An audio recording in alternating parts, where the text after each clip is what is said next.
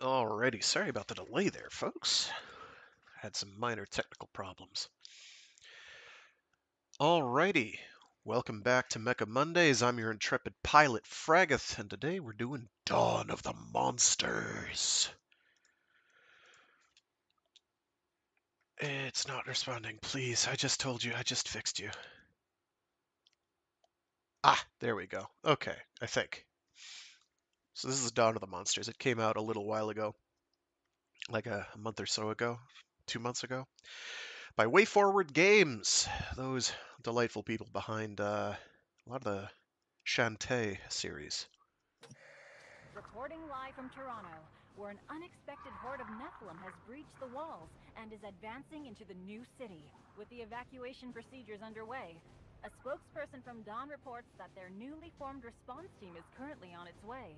The team is led by Eiji Murasame, better known as the giant superhero Aegis Prime, who has been fighting the Nephilim for nearly 30 years now.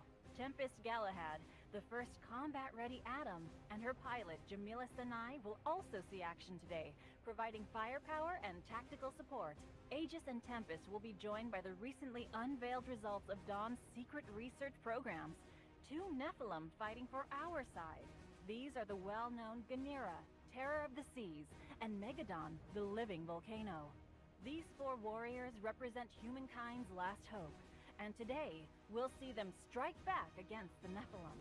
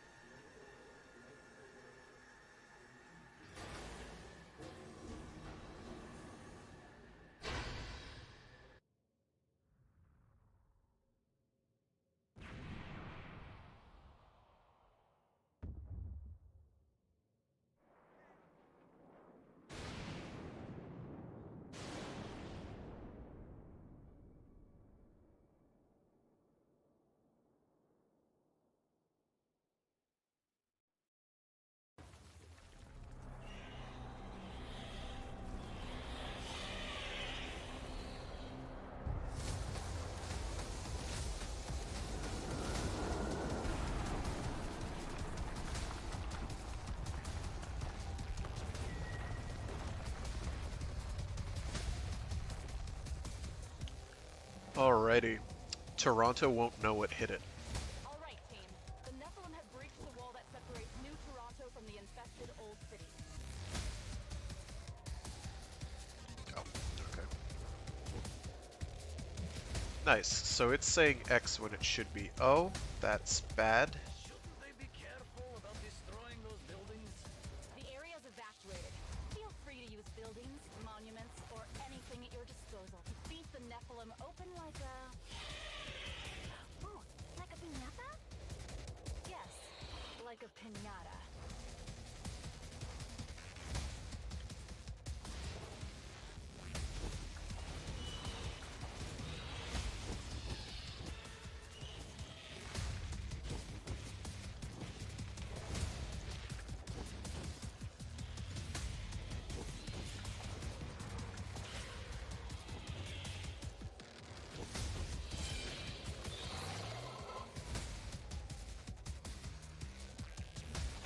Okay, so I'm going to have to do some tweaking and figure out... I thought I had fixed this, but I hadn't. For some reason it's making O confirm. I think this is a Steam issue. Actually, all these controls are fucked up. I may have to fix Keep pushing whatever. forward. We'll, We have to clear this whole area of Nephilim for the repairs to begin.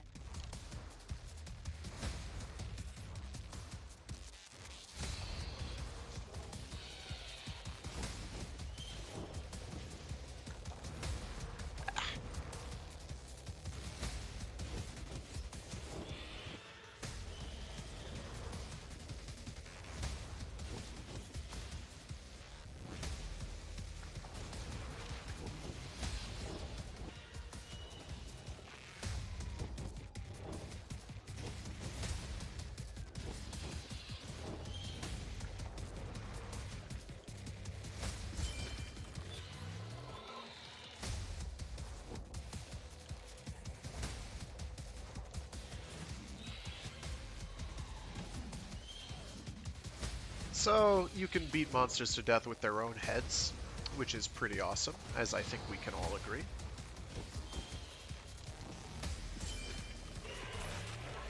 Doing finishers does cost energy, but you also get back health, and we are going to need that later. This is Torodon. He's a sweetie. We're gonna bully him relentlessly. There are parries. I am bad at them.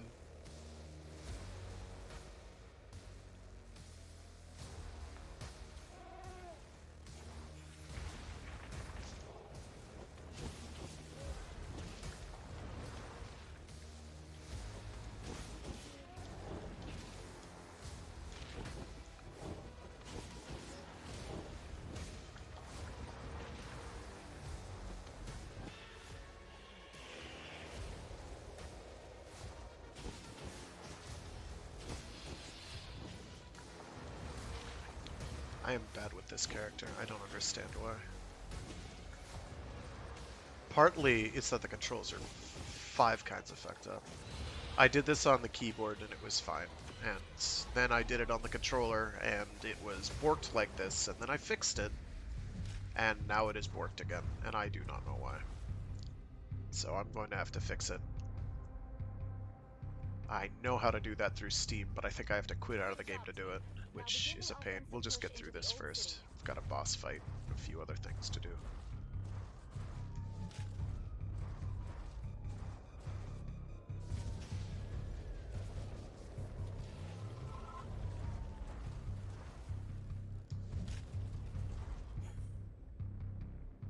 So now we get into special attacks. Special attacks are awesome.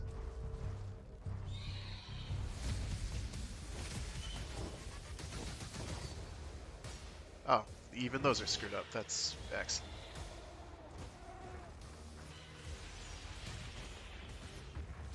No.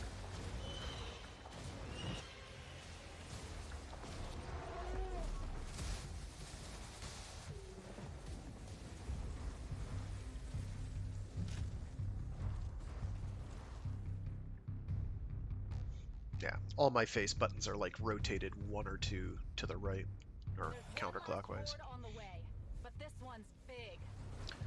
Nice advertisement for Tom Norton's good stuff.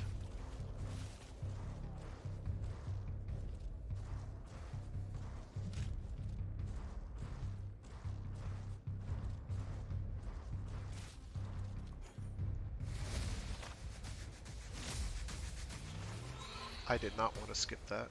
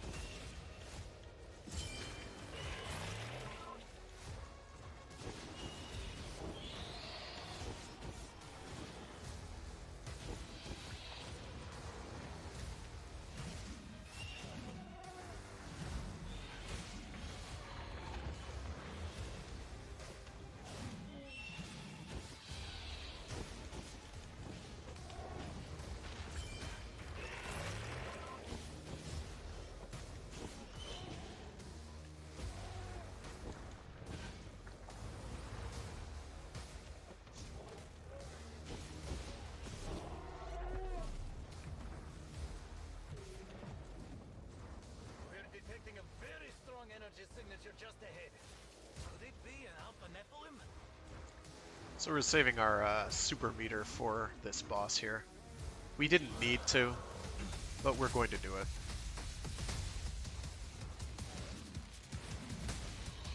Come on.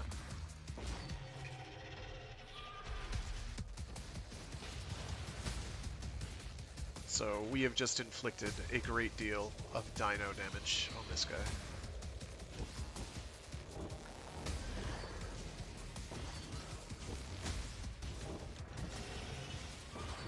Well done. A shuttle is on its way to bring you back And to then we the breathed sunlight. fire on him until he died. So, bear with me while I figure out how to fix this whole thing. We've got to sit through some cutscene stuff. Oh, nice. We actually, just mashing, got an S rank on that. That's pretty cool. S plus being you getting an S rank in every category on every segment. You can replay levels willy-nilly whenever you want to improve your score. There are, in fact, some very good reasons to do so. Once we get through these cutscenes, I'll try and fix the issues.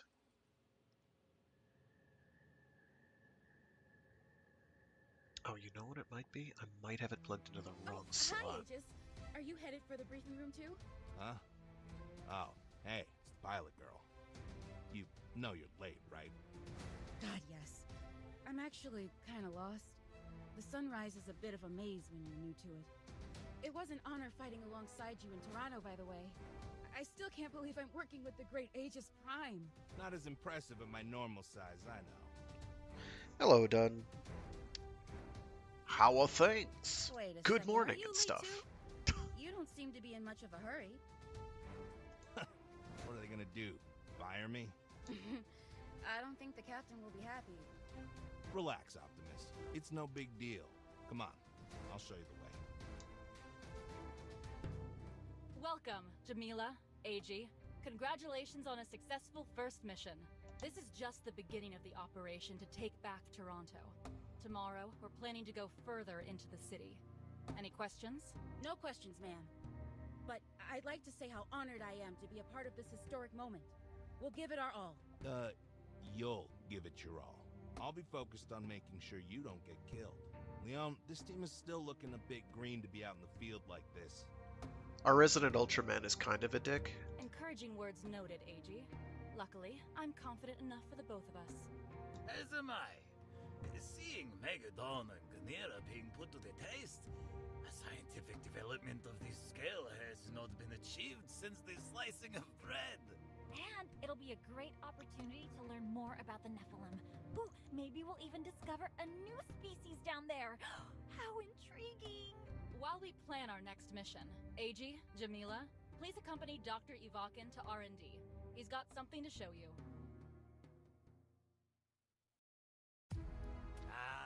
AG Jamila, thank you for coming.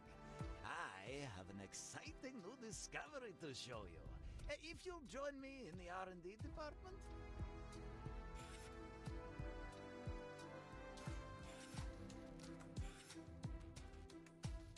Alright, so this is where we get, We've isolated some new Equipment. combat-focused mutations into extractable DNA. Allow me to demonstrate, please.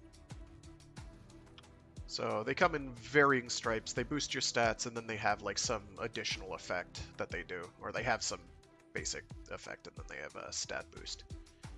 The stat boosts and additional and perk are improved by the tier that it is. You get higher tiers for higher difficulties and better performance.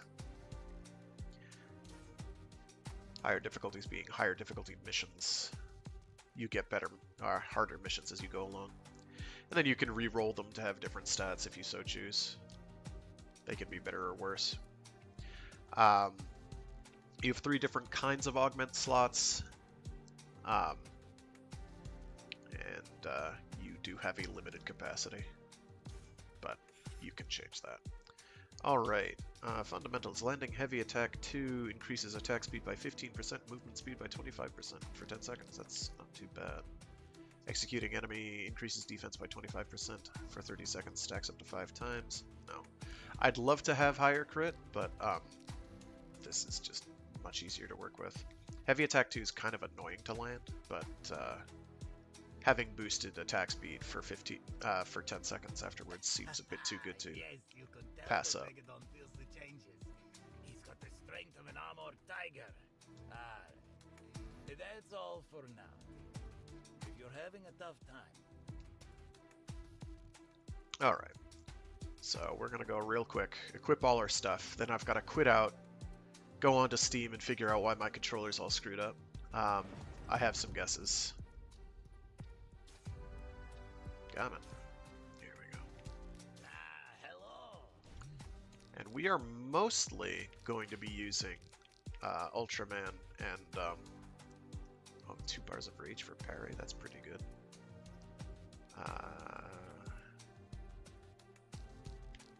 Go for that. And I will aggressive. No.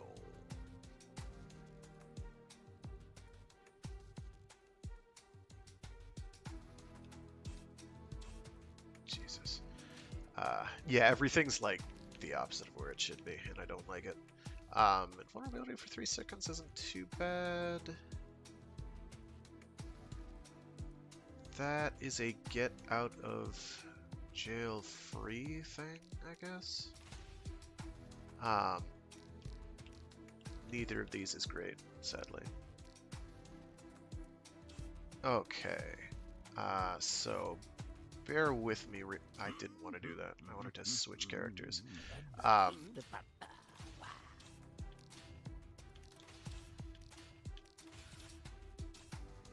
The ones you start the game with are random too, which is interesting. One feature I do like is if you look up at the top, you see how it now says T, and this one says MG. It tells you who's equipping all of them. You can equip them to. You can equip the same one to multiple people, which is, or monsters, characters, which is excellent. Okay, so please bear with me as I figure out why this is screwed up. Alright, so bear with me a sec.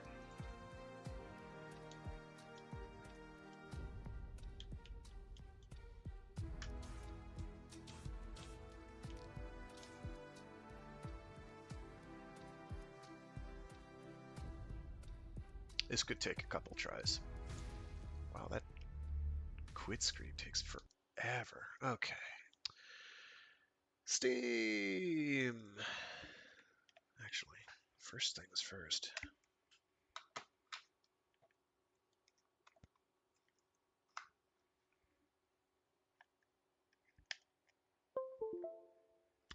That's bad. Okay, using configs. There we go. Configuration support. Here we go. Preferences. Cancel. Calibrate.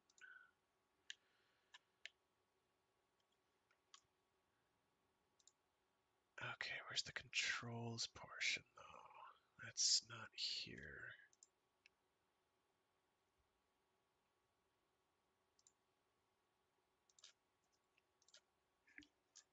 Alright, let's see if that did it. Probably not. I'm not optimistic, but I'm not an optimistic person. I'm a realist. Fortunately, people think that makes me a negative Nancy, and you know what? More fool them.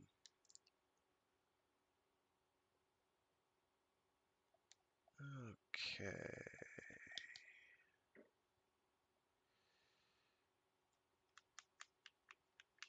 Or it'll do nothing. Okay, now it's doing something. And it's not making sound, which is bad. And the controls are still screwed up. Far out. Okay, bear with me.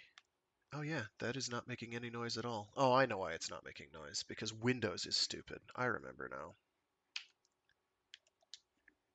I remember now. Give me a sec. There we go. Okay, so bear with me as I endeavor to fix this problem yet again. Alright, it has been so long since I had to do this, and unfortunately... Oh, shut up, Steam. Nobody wants to hear it. Okay, settings, controller settings. Let's turn... Oh, that might be part of the problem, is that was on.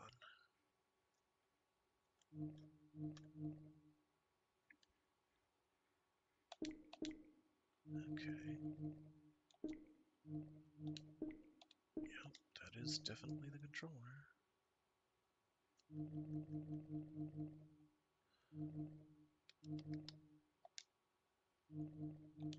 System.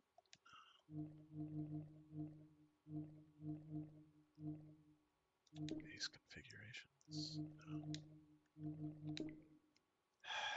I'm really upset that I'm having to do this, because I went through this already, and I've already forgotten how to do it.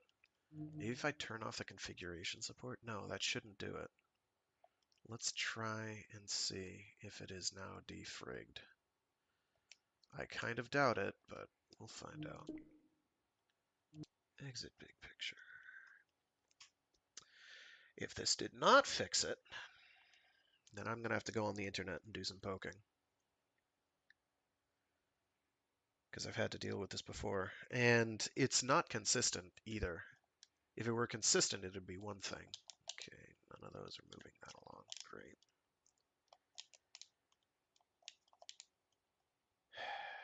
Come on. Shit. Of course it is. Yeah. All right, so this is going to take me a minute. I'm going to put some music on. I'm sorry. This is stupid.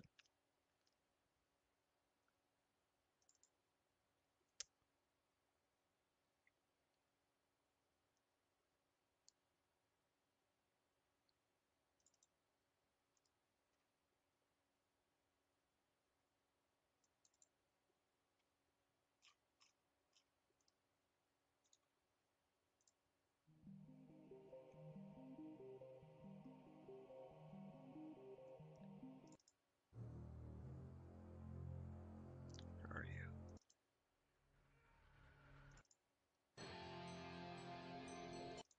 There it is. Okay. Die. Solving controller issues. Subscribe. Yes.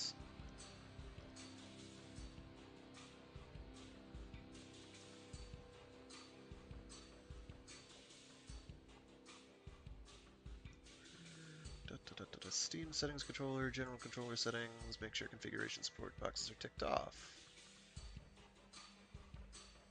Okay. I tried that. I'll try it again.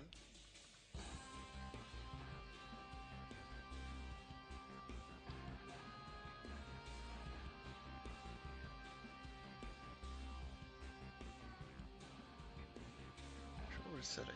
For the game, disabling Steam input entirely. I'll try that.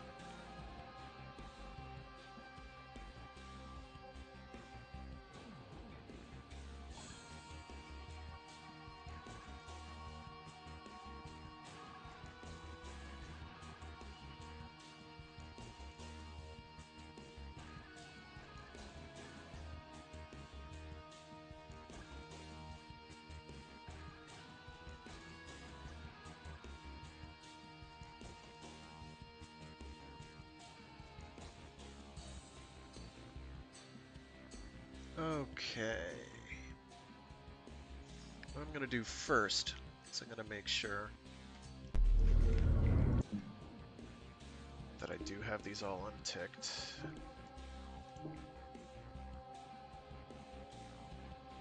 Good, back, quit, close, exit. And now we're going to turn the music off. I'm going to turn on the game. Because with the controls all completely buggered the way they were, like even the shoulder buttons weren't the same. Um, so this is not going well. And again, I thought I had this fixed. Let me make sure it's picking the game up on stream. Yes, it is. Okay, excellent. That's something anyway. We're gonna... Aha! We have success. Okay, very good. We can move on now. Well, okay. 2 buttons have been swapped. Anyway. Very good. Alright. So here's the workshop. You can get skins. They're pretty cool. Yes, these are all references. You are correct. Oh, how did I get that? That was not there before. Alrighty. So now we're going to go through that same mission again, but we're going to play as a different character. No, that's not what I want. That's what I want. We will, of course, have to be our good friend, Aegis Prime, because he's awesome. He's fast, for starters. For seconds, he hits like a truck. Aegis Prime, Earth's bravest hero.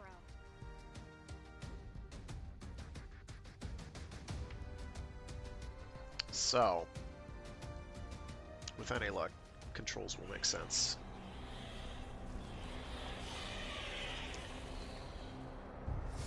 Angry kaiju creatures. Soon to be bullied kaiju creatures.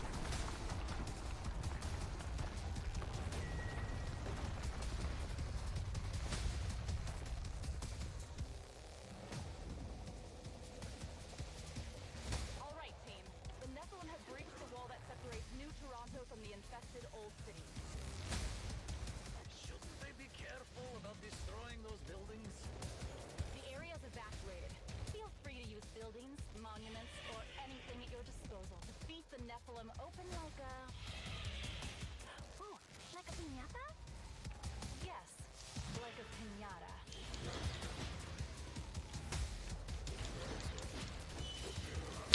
I missed!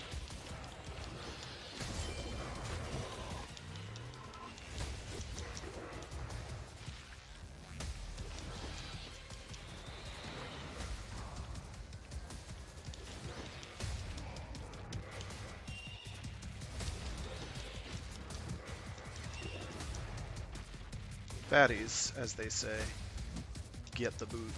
Oh no! You were not meant to do this. You just screwed my rank over and I'm upset. Whatever, we'll live.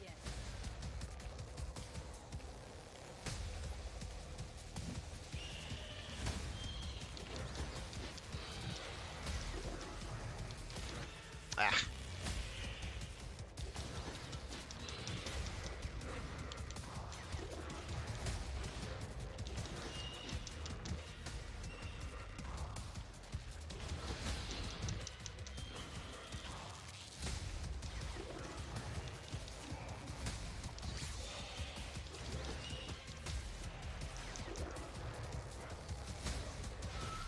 There we go.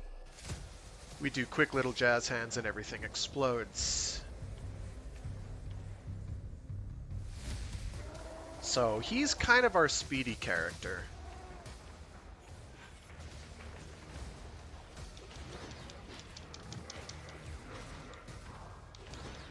I messed that up.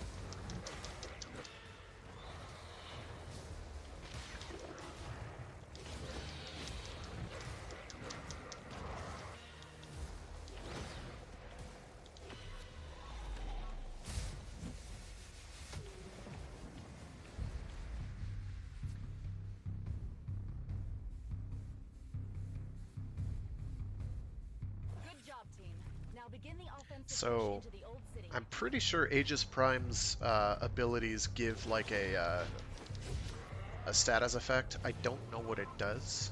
It'll make enemies explode for sure, eventually.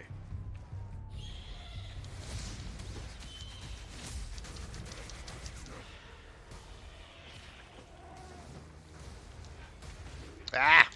I hit the wrong button.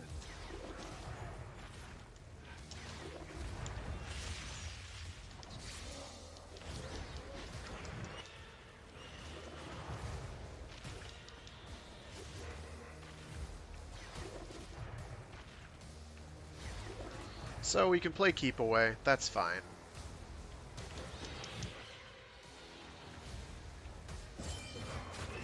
I'm gonna steal his health, though. So giant monster giblets. The problem with playing keep away like that is it kills your combo meter, and you do want high combo. I have completely muffed this. There's one last horde on the way, but this one's big. Grab? No, I can grab you though.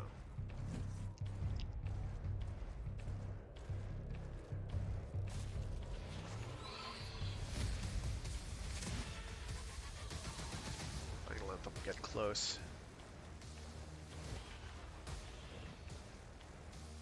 Okay, fine. Don't.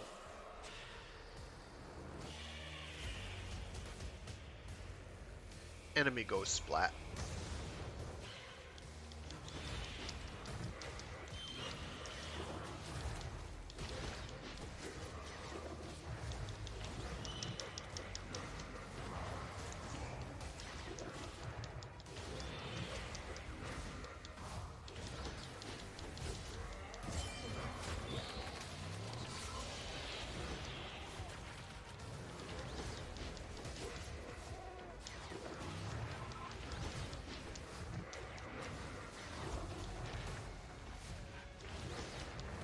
I did mean to guard that.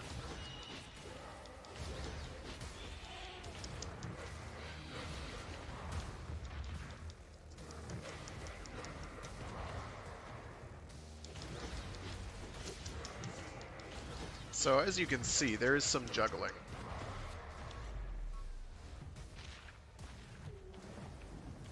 We're detecting a very strong energy signature just ahead. Could it be an Heal up real quick. What I'm gonna do on the boss is I'm gonna hit him with my square. I'm gonna hit him with my X. I'm gonna hit him with my X again.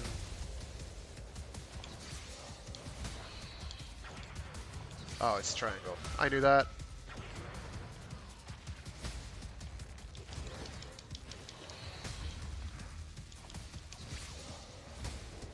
And I'm gonna hit him with the business. Done. A shuttle is on its way to bring you back to the Sunrise Station.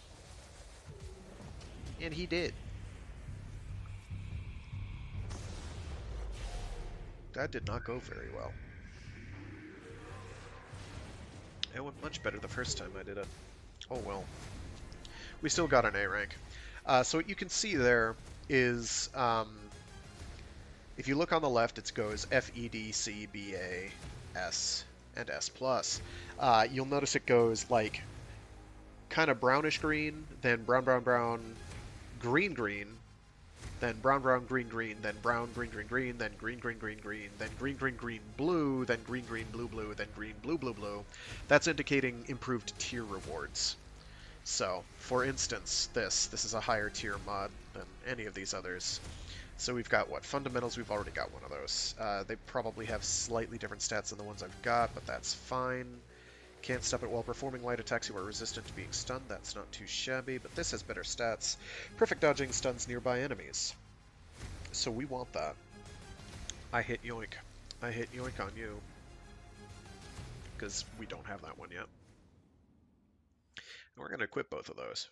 Well, one of those.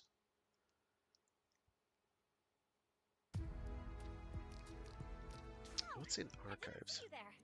Welcome to Oh, jeez. Stupid dust allergy.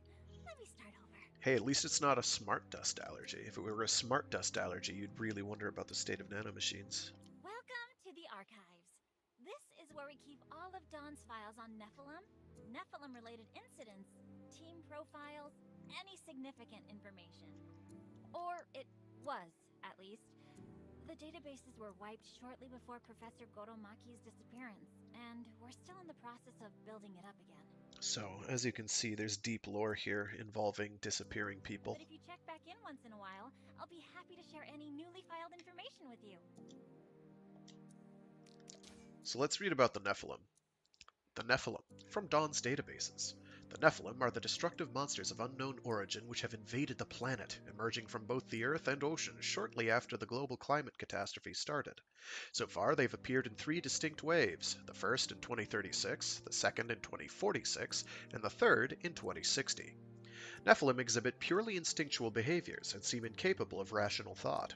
Many move in packs or hordes, mostly in unpredictable movements. Some observations suggest alpha Nephilim direct the lower subspecies, while others suggest the existence of larger Nephilim brains, or nests, controlling their behavior from deep underground. First-wave Nephilim, such as Megadon and Ganira, stand as an exception, living solitary existences and even expressing aggression towards other Nephilim. Here's Megadon. He's a big burly boy. He's 65 meters tall and 45,000 tons, which is a big boy. Megadon is a reptilian Nephilim with hot magma coursing through his veins, allowing him to superheat his body, create volcanic explosions, and breathe fire. He was the first of the Nephilim to make contact with humanity, emerging during the infamous Mount Aso eruption of 2036.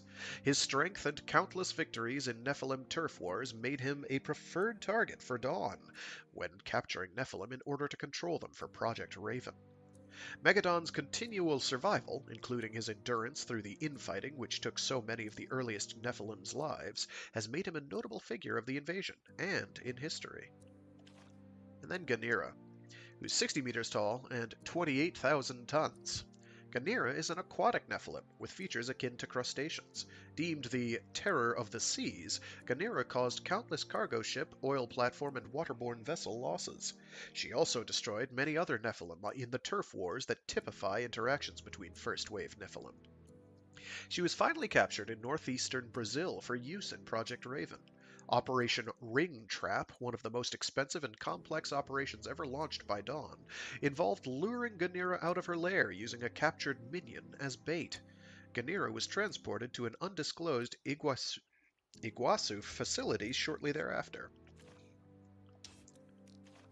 And here we have character bios. Eiji Murasame, born January 2nd, 2019, in Sukagawa, Japan. Soon after the Nephilim appeared, Eiji Murasame, then a physics student at the Tokyo Metropolitan University, joined Dawn's newly established sciences program under Dawn lead scientist Goro Maki's supervision. While investigating a Sheol pool south of Bermuda, Eiji and his team found Redacted. The only survivor, Eiji's DNA was infused with Sheol energy, giving him the supernatural power to transform into a gigantic warrior, Aegis Prime. Eiji trained to use his newfound powers against the Nephilim. His first public appearance under the alias was in 2041. The following year, he officially became Dawn's first combat agent. For 2 decades, he has been the first line of defense against the Nephilim threat, saving millions of lives in the process. This is Aegis Prime. He's 55 meters tall and 36,500 tons. Aegis Prime is Dawn's original agent, a human being capable of transforming into a 55-meter-tall giant with incredible power and agility. Aegis has saved millions of lives since his activation in 2041, and despite setbacks like the Triple Incident, he has been hailed as Earth's greatest hero for decades. Aegis focuses the Sheol energy coursing through his body into his limbs during combat, using it to shatter through Nephilim's Sheol defenses. He has mastered several martial arts, making him deadly against any opponent, even without Sheol techniques. This is Jamila Senai, born in July 16, 2042, in Vancouver, Canada. Jamila Senai was 6 years old when the Triple Incident occurred. Her parents died during the devastating fight, crushed beneath the debris of Cairo International Airport, while Jamila herself lost an arm. At 16, the orphaned Senai enrolled in Dawn's training corps, where she was handpicked for the Atom Pilots program. By early 2062, she had been chosen to pilot Atom Tempest Galahad for Team Sunrise. Her high synchronicity with the unit, combined with her unparalleled piloting abilities, has kept her as Tempest's only pilot. Meanwhile, the number of Nephilim dispatched by Tempest continues to grow. And this is Tempest Galahad, who is 65 meters tall and 42,175 tons, which is a very arbitrary number indeed.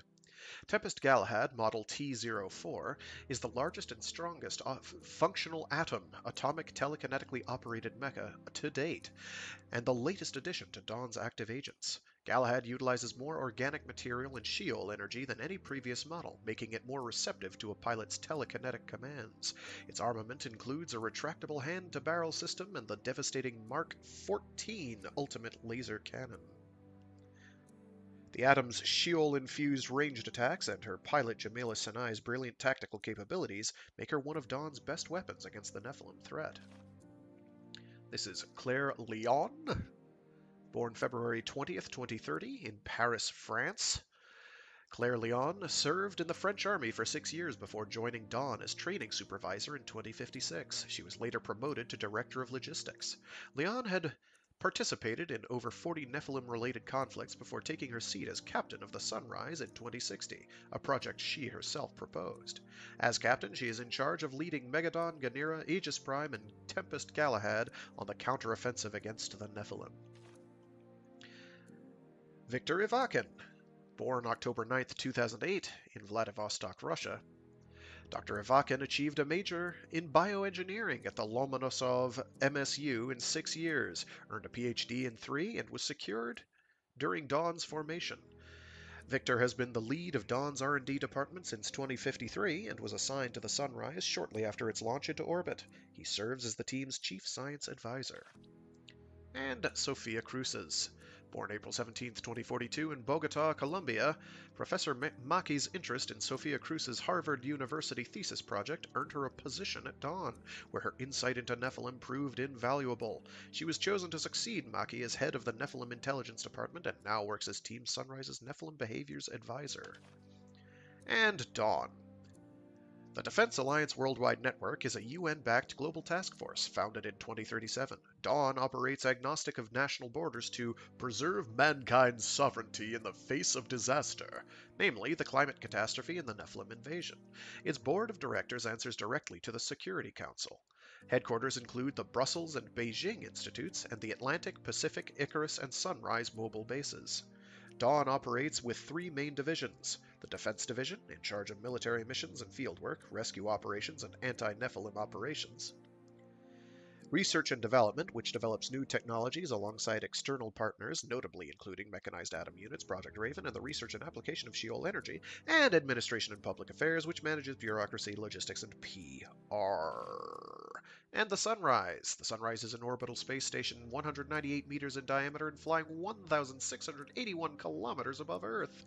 Its focus is emergency response and anti-Nephilim operations. Thanks to the Sheol-powered Sunbeam pods, Dawn's rocket shuttles now travel down to Earth in a matter of minutes. The new system represents a response time improvement of 1,300% compared to the Icarus air carrier, Dawn's previous main response center. Alright. And ongoing research. Last one, I swear, until we get new ones. Maki's disappearance. From the notes of Dr. Cruces. Dr. Goro Maki was the world's foremost authority on the Nephilim, whose research resulted in a prediction of nesting day a full decade in advance. As one of Dawn's earliest and most prominent figures, Maki oversaw every major Dawn project, from the discovery of Sheol energy to the establishment of Project Raven, until his mysterious disappearance in 2064. Maki's last known contact was with his family shortly before boarding a flight from Damascus to Palmyra, where he claimed to have obtained permits for an excavation, a claim the Syrian government denies. His arrival in the city was confirmed, but after leaving for the site, Maki was never seen again. Police found some of his effects scattered close to the zone of the dig site, which had been deemed restricted due to recently forming sinkholes. Witnesses claimed to have seen 2 cars with foreigners following Maki towards the ruins, but these persons have never been identified. After weeks without progress, the search for Goro Maki was called off, and he was formally presumed dead. When the intelligence team accessed Maki's computers to retrieve his files on the Nephilim, they found his databases empty. Spooky. So real quick, we're just gonna... what was it here? Yeah. So we're gonna try perfect dodging.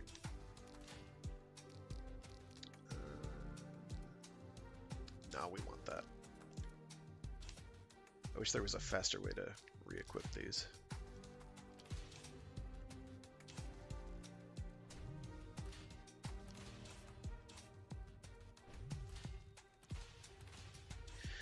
Okay, so next one we'll do as Ganira.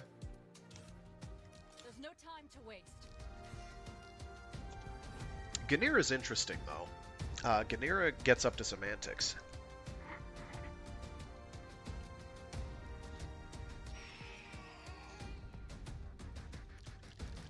I don't know who I like more, Anita or her little crab. Well, not so little.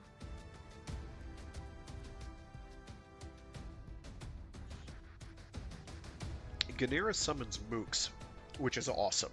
I love anything that summons mooks. She also has like a grapple attack, where she can like shoot her claw out and grab things. She's pretty rad, is what I'm saying. Rage Attack 2. Characters can now perform a second rage attack by pressing L1 plus triangle. For info on character-specific rage attacks, visit the manual from the Start menu or Options menu. We've picked up some encoded radio signals not far from the area you cleared in Old Toronto. Your mission is to find the source.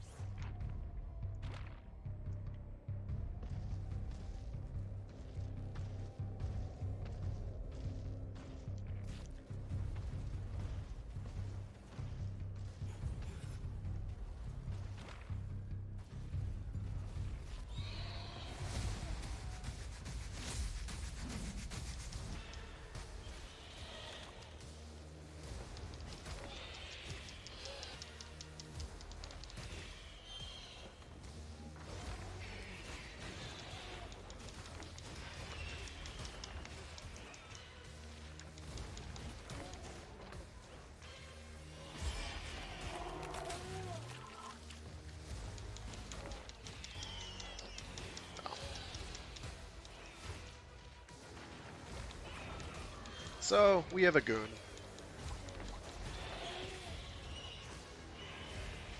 Hello, goon.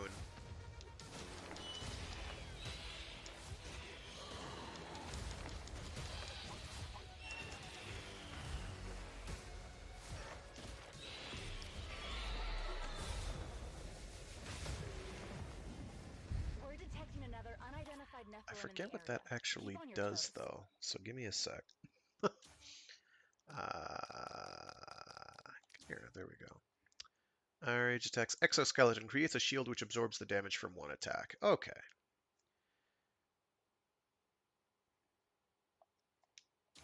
So, whoops. I wanted to see... Yeah, there we go. Yeah. So some characters have, like, hold attacks, and that's where the claw comes in. But yeah, the minion will imitate my rage attacks, so because they're adorable and very, very good boys and girls and crablets, whatever they are. Devil seeds. It's Sumstro. He's some guy. Also, he's going to puke at me. Stop that.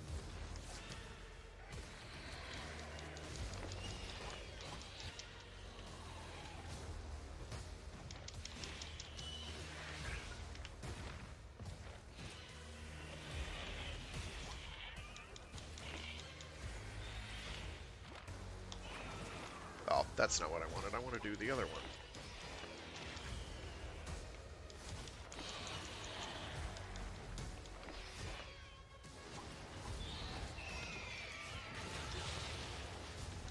So you can, like, if you get good positioning, you can basically lock a guy in a corner with you and your mook just bullying it. So Ganir is awesome. Where are you? Let's try this again. I did do the right one, right? Yeah. I definitely held the button. Maybe I'm not holding the right one. Stop. There.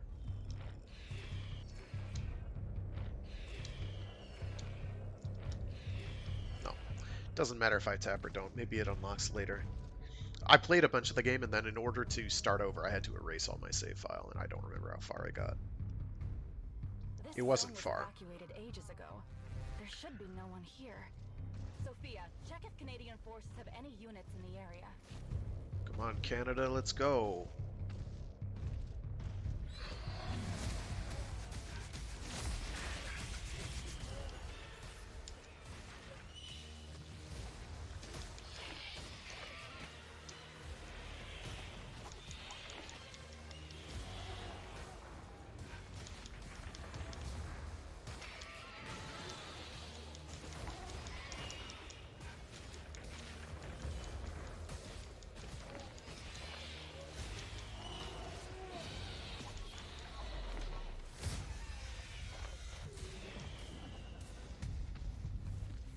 The signal seems to be coming from an abandoned building up ahead. So fortunately, we don't have to worry about all the damage we're doing. They lampshaded that early.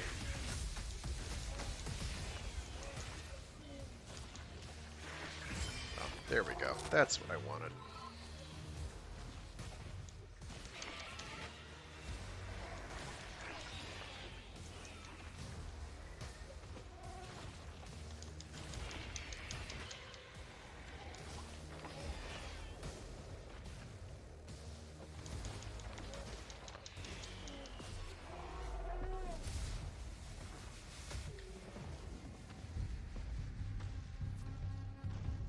I checked with the forces, ma'am. They don't have anyone down there. It must be scavengers. No time for questions with a swarm incoming. Protect that building, team. Oh, defense missions are the worst. Sorry to everybody who likes defense missions, but defense missions are the worst.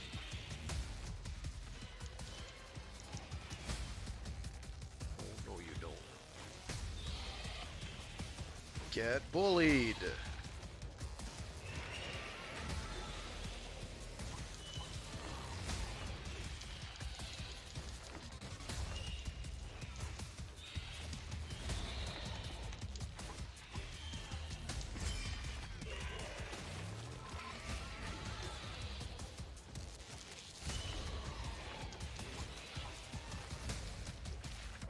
So there is a rhythm to doing your combos.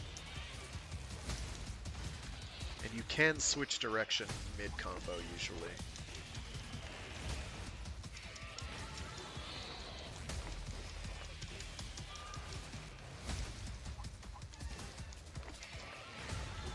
There we go. That's how combos work. Great work. A rescue unit should be arriving soon. You can juggle things pretty well. Like, there's very, very heavy emphasis on juggling.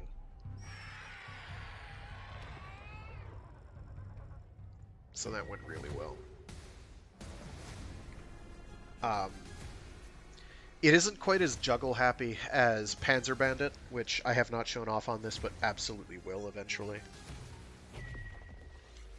Another one I want to show off is, oh, it was on the Saturn. It's the Swords and Sorcery one.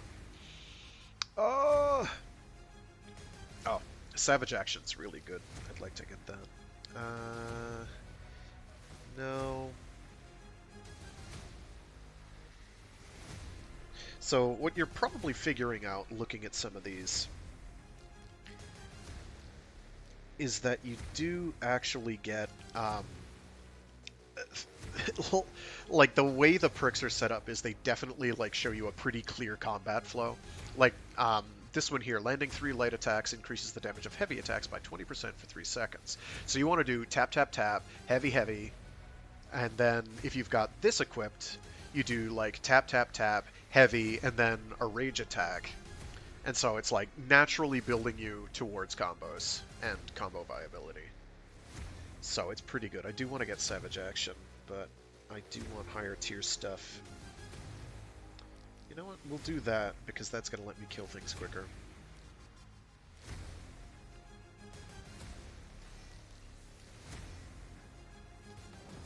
What the hell are those people doing down there? Having a picnic with the Nephilim? I forgot to sell those other 2. Shoot. Unless they get auto-sold. They're scavengers. They use illegal tunnels under the walls to salvage abandoned goods. Needlessly endangering lives over stolen buck. Will they be punished? They're in custody, but I'll try to get them a pardon in exchange for intel on the Nephilim territory. But ma'am! There's more than one way to lose to the Nephilim, Jamila. You should know that better than anyone. Everyone's trying to survive, kid. Let it go.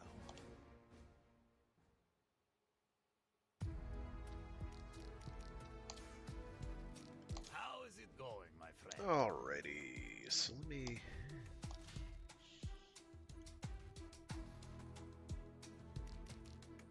get you equipped. It does reduce my attack a bit. But being able to go tap, tap, tap, heavy, heavy is totally worth it. I should really learn how to parry, but I can't because I'm a baddie McBad bad.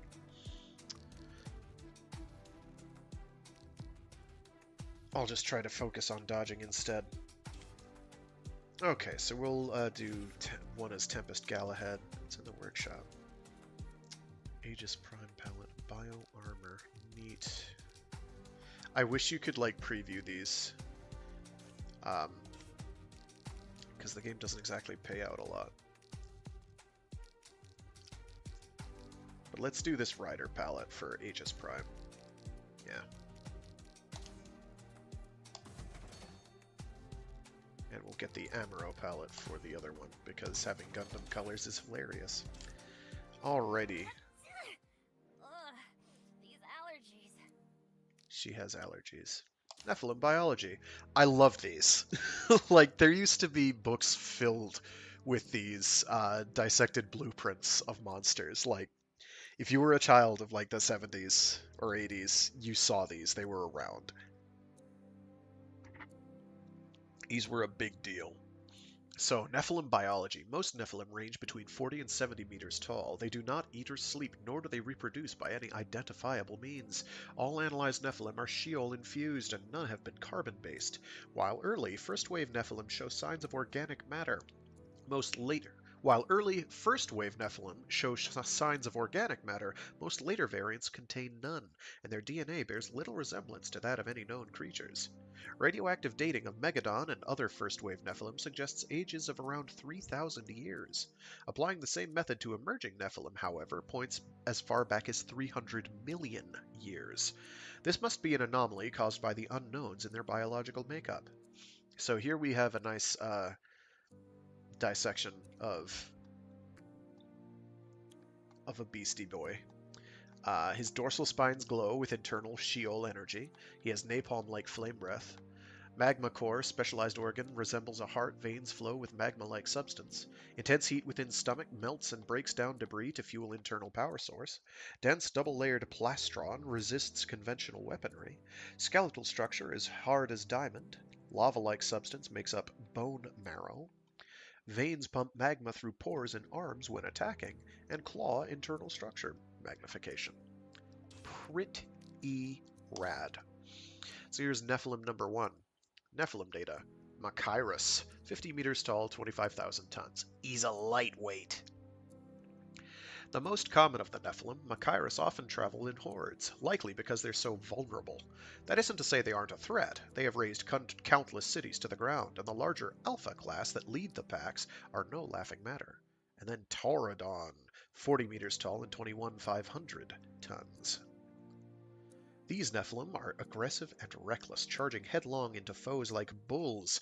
They're also fairly predictable as long as our agents are paying attention. Taurodon's destructive charges can cause a lot of harm to cities. Fortunately, we don't actually care about harm to cities. Thank goodness. Sheol energy! It's the Kirby Crackle, ladies and gentlemen. And if you know what I mean, you're old. Or a fan of comics from, like, the 80s and 70s. Sheol energy! Sheol energy doesn't seem to fit with the standard model of particle physics. Produced naturally as part of the Nephilim's non-organic biological cycle, this energy acts as an invisible force field, manifesting around the Nephilim body and granting near immunity to even our strongest of attacks. Goro Maki discovered the process of Sheol infusion while studying Aegis Prime's reactions to contact with a Sheol pool. Aegis has his own Sheol field, like Nephilim do. My By manipulating it, he can infuse objects with Sheol and use the resulting weapon, primarily his own two fists, to break through the Nephilim's defenses. DNA in Sheol-infused beings has been found to cause mutation without endangering the host. One of Dawn's proprietary research techniques involves extracting traits from downed Nephilim and replicating them in Megadon, Ganira, Aegis Prime, and Atom units. And then Toronto. In response to Nesting Day, a massive series of walls were constructed by Dawn Canadian forces, separating the compromised area from the rest of Toronto and preventing attacks from the lakeside New Toronto. Oh, I didn't see the period. And preventing attacks from the lakeside. New Toronto has since grown outside of the walls, relatively safe from Nephilim invasion. On the other side of the walls, the overrun Old Toronto contains 50 square kilometers of what used to be the city's bustling core. Atmospheric anomalies, now commonplace in Old Toronto, include semi-regular occurrences of thunderstorms and blizzards. Due to these anomalies, our drones and satellites are unable to get trustworthy information, so our knowledge of the goings-on within the walls remains limited. Alrighty. And now we can talk with people. Ah, AG, my friend. Is something the matter? I don't know. I'm still trying to figure out this whole team thing. I've been fighting these monsters for over 20 years, Victor. Now I'm suddenly expected to fight alongside Megadon and Ganira. It doesn't feel right. And it won't, so long as you think of them as these monsters. Think of them as no different than the atoms, or your Sheol powers. We are using the enemy's weapons against them. Are we really using them, though? How do I know Megadon isn't going to suddenly turn against me? Project Raven is a marvel of science, AG. I promise you, you have nothing to fear. Oh, Miss Sinai. Is there something I can help you with? Please, call me Jamila. I'm looking for any information we have on Nephilim behavioral patterns. Really? Oh, that's such an exciting topic. The Nephilim are such interesting creatures. Anything specific you're looking for? Mostly weak points to exploit in battle. I'm, looking to optimize my tactics. Oh, of course. Our files are still a bit of a mess from Professor Maki's disappearance, but I should have something. Let me check. By the way, your piloting skills are amazing. It must have taken a lot of hard work to be able to move like that. 6 years of training. It'll be worth it now, though. I've wanted to serve a greater purpose for a long time. And with Galahad at my side, I think I'll finally be able to do it. Trust me, you're already making a big difference. Hey, I think I found something. So, chatting. It's fun. Let's get this done. So moving on to boxing match. Save the trapped research team.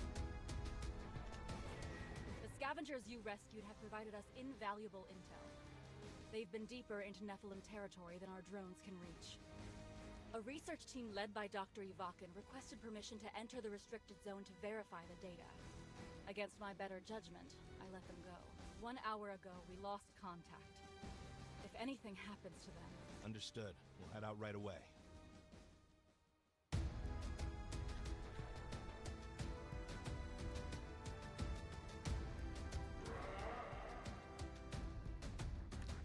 So we've got a rider palette, which is just kind of green. It's not as showy, but he has a red eye, so that's cool.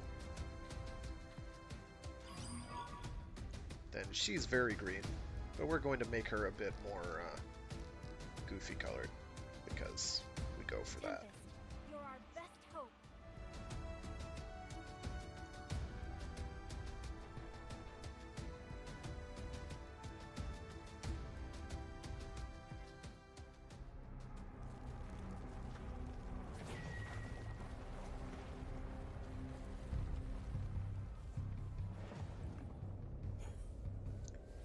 Oh, now they give me heavy hold attacks. That's nice.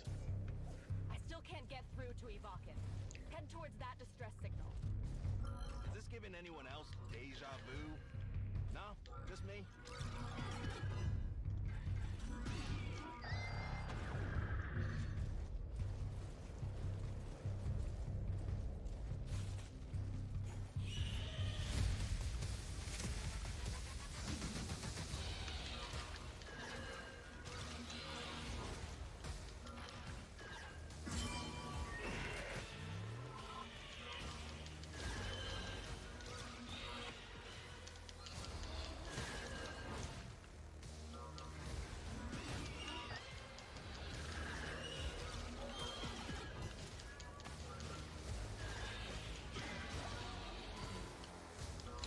right, I don't have enough rage.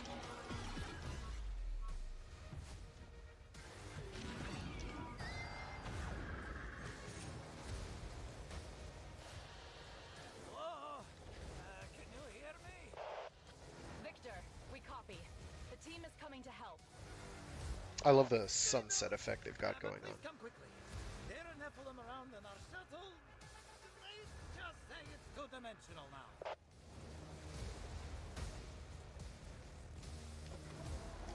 Oh.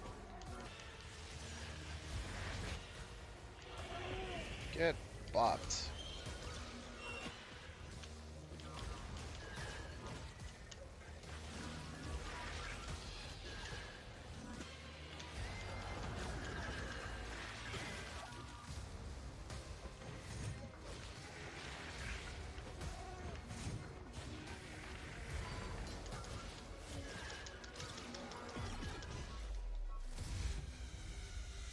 I do have to execute an enemy at some point because I'm running out of health.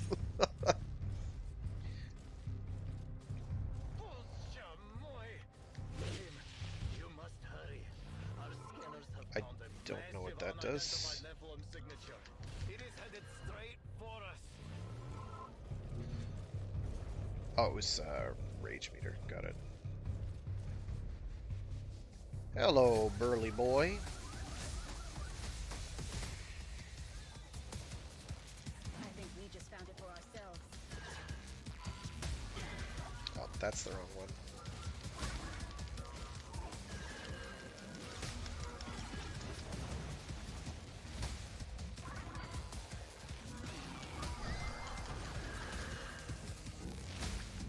Alright, that is quite enough out of you.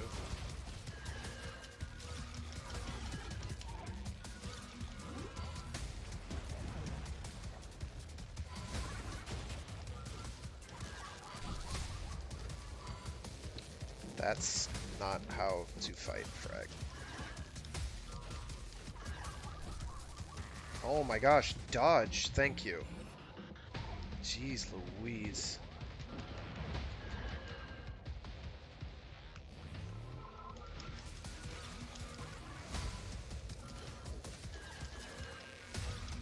Yeah, that's how we do it.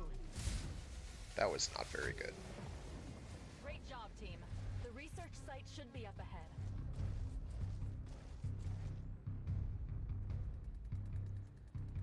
You're supposed to do, like, dodges and parries.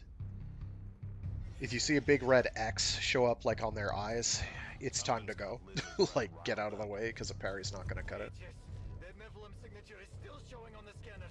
It's getting closer. Damn it. There must be more than one target. Keep moving. We can't let the Nephilim get to the researchers.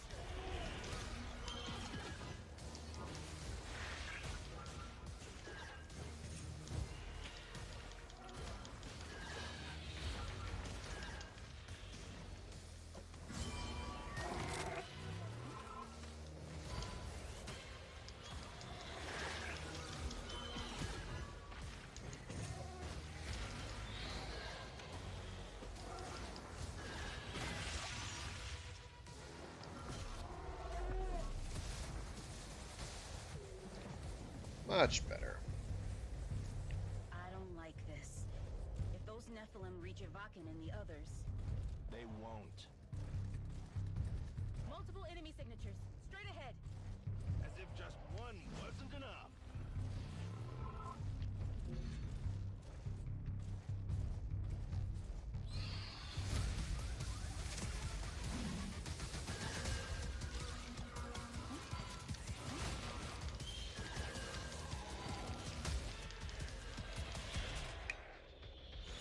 That's what I wanted to do.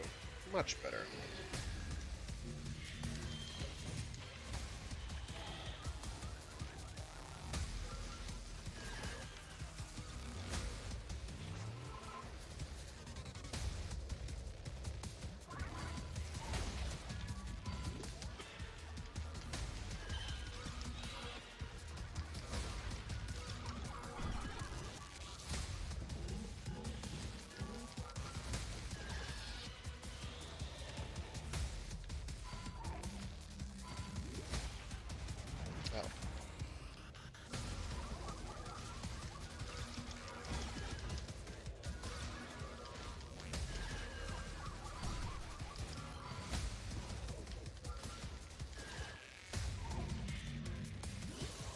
the wrong way!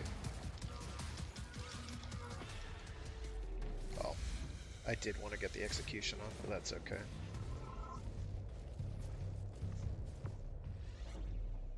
Because that boosts your score too, I think. That's probably going to be like an A, yeah.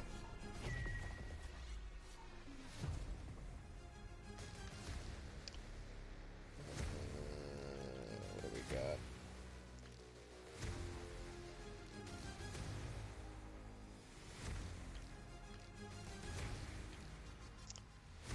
I don't actually know what Vamp does. I don't know if that's like Life Leech or what. Grab that, because doing rage attacks is good.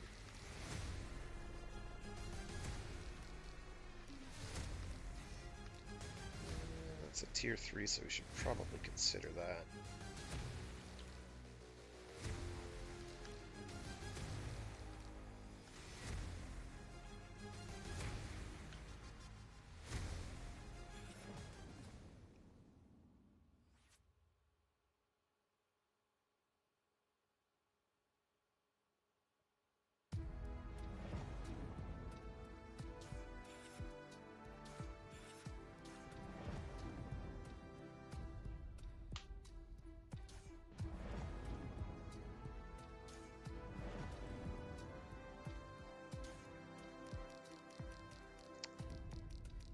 Alright, so I need money, so I'm gonna go back and replay a mission. Welcome back. That was where I wanted to be.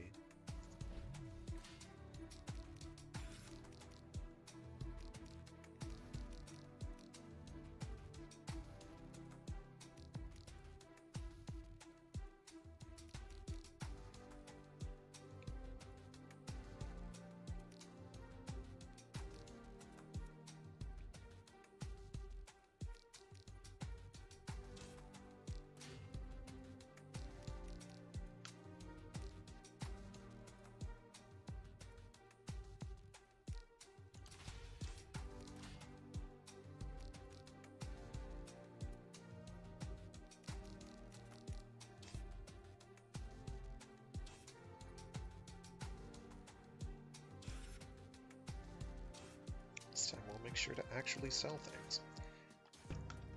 See? That's Tempest Galahad, the woman next to Aegis. You were right about her necklace. Whoa, hey. Are you two lost? How are there two children lost in space? Do you know them? Do I know the random children we just found wandering a space station? No, can't say that I do. Okay, kids, who wants an autograph? Protocol doesn't allow children in here. We should report this to someone. Ugh, reports lead to paperwork, Jamila. It's right there in the name. Besides, what do I care if somebody brings their kids to work? Wouldn't want mine involved in any of this, but that's their call. Wait, you have kids? A boy. He'll be 16 in June. I have a picture somewhere. I'll show you. Feel free to browse.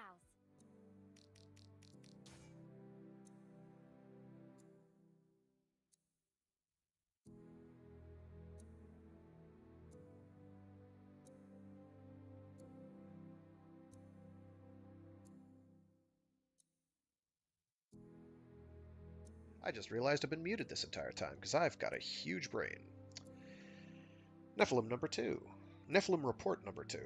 Sumstro, 44 meters and 22,800 tons. These Nephilim rank among the weakest in terms of physical strength, but they're able to shape Sheol energy into projectiles of different kinds, including delayed explosion bombs that can be hurled back at them, which we made great use of before. And then Agrox, who's 72 meters tall and 64,000 tons. And Agrox could lift a building with one arm alone. They've got 4. Their strength is enough to break through even the strongest defenses. So dodge. Dodge, dodge, dodge. Dodge again, and keep dodging. And then just keep chipping away. Are you ready? So we're going to do that mission we just did over again, because I know we can. We're going to do it as Aegis Prime this time. Watch.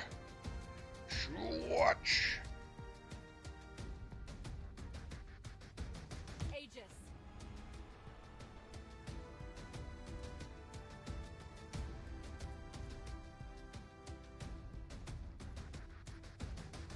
And now we've got charged heavy attacks, so we should be able to get some work done.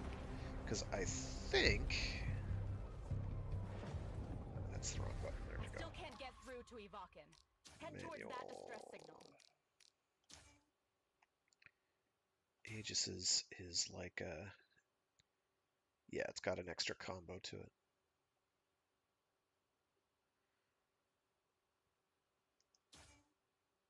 Is this giving anyone else deja vu? No? Just me?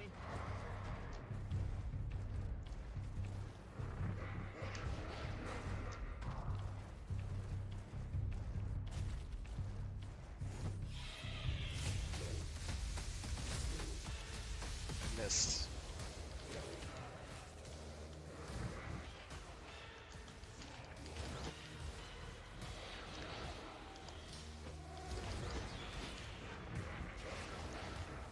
Why you do this?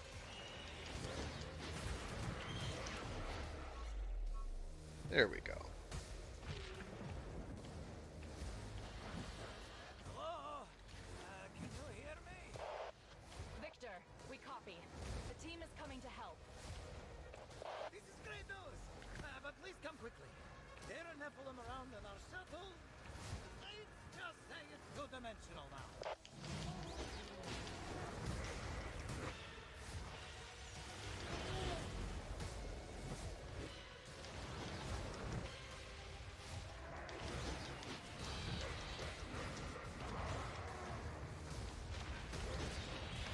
I did try to block that.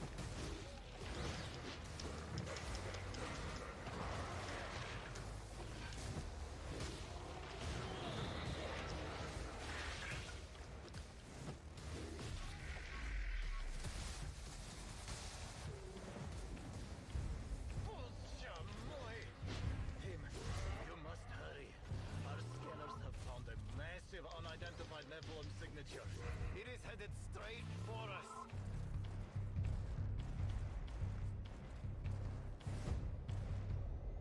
Alright, now for the hard part.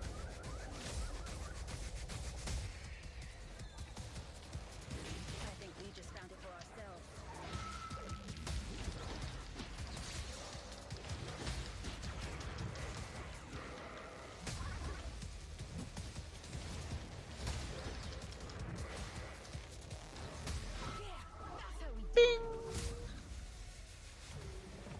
So Aegis, as you can see, when I actually know what I'm doing, puts in work.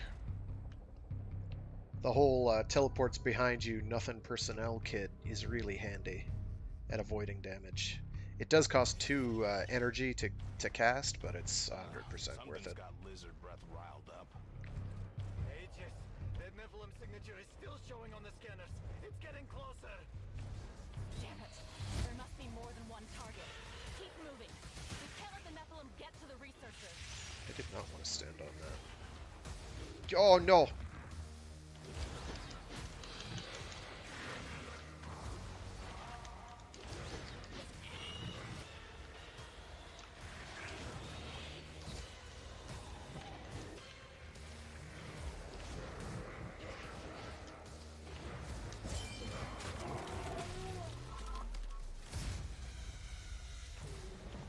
What do you mean a C rank? I don't like this. I don't know. If those Nephilim reach Evokin and the others, They won't. Multiple enemy signatures. Straight ahead. As if just one wasn't enough.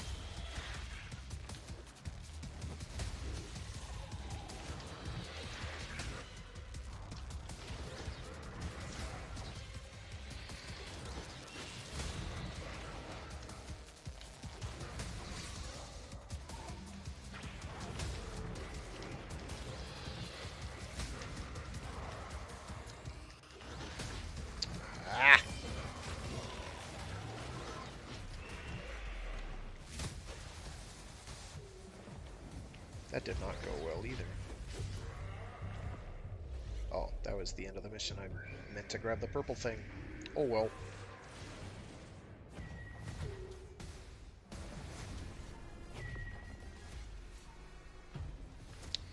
Alright, what do we got? Vulnerability for 3 seconds? No. Execution stunning enemies? Maybe.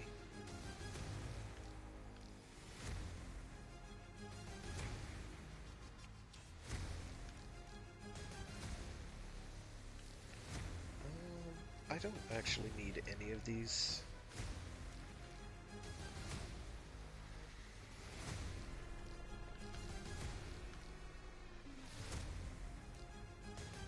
So I'm gonna sell all 3. We'll do that one more time.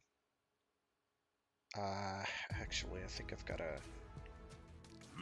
Do I have enough? Yes, I do. Okay, good. He likes jazz. So we've gotten ourselves a health upgrade.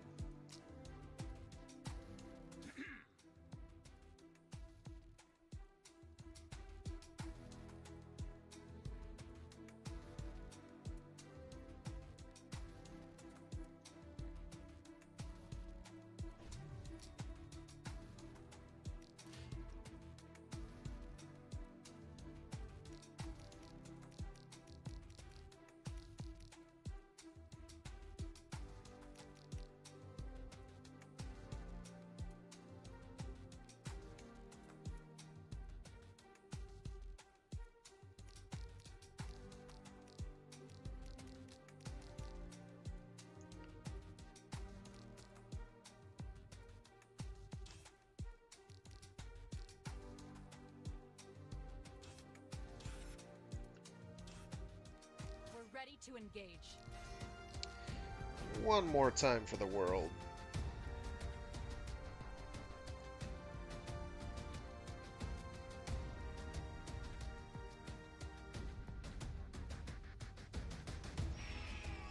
Ganira's sync levels are good to go. Now we have the rocket claw anyway, so things should be fine.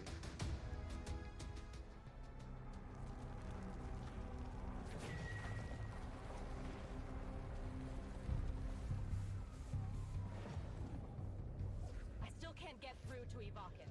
Head towards that distress signal. Is this giving anyone else deja vu? No? Just Is me? it 3 attacks or just the 1?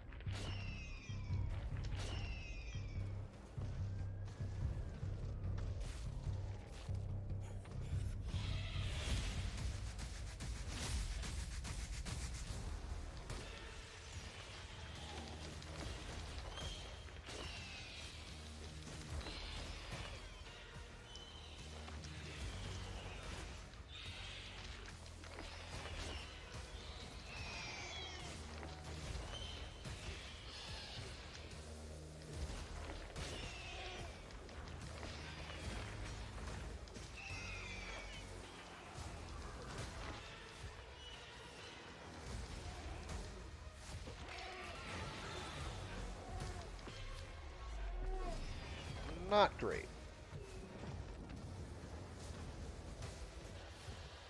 Hello?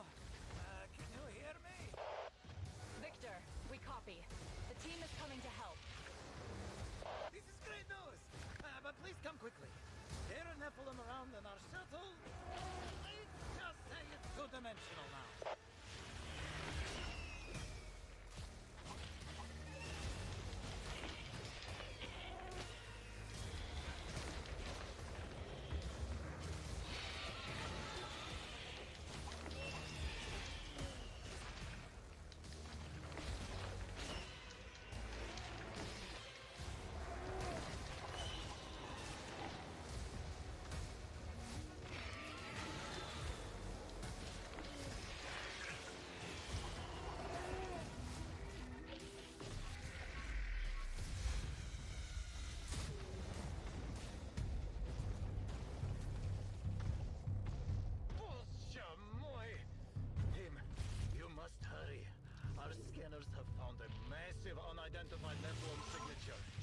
headed straight for us.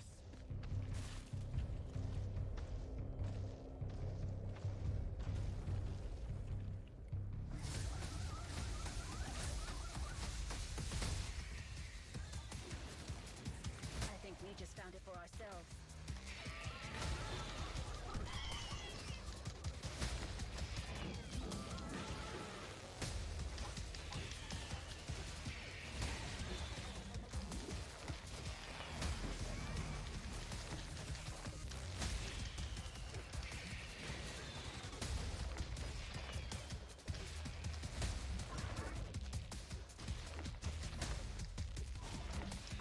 That's how we do it.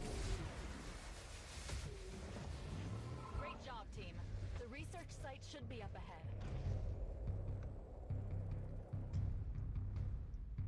So yeah, Ganera basically is queen of crowd control, because enemies will be aggroed to her minion, and then Something's got lizard breath riled up. you can just kind of go to town. Aegis, that Nephilim signature is still showing on the scanners. It's getting closer. You can grab enemies, There must be drag more them than one towards you. target. Keep moving. We can't let the Nephilim get to the research area.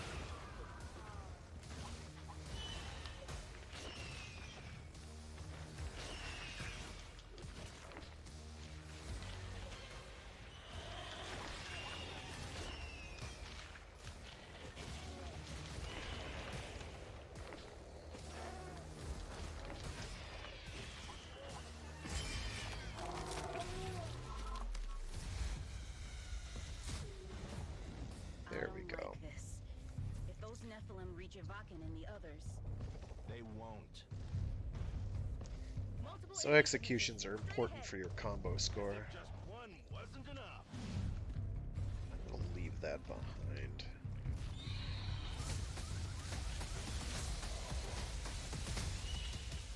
I did not want to do that. I definitely didn't want to do that.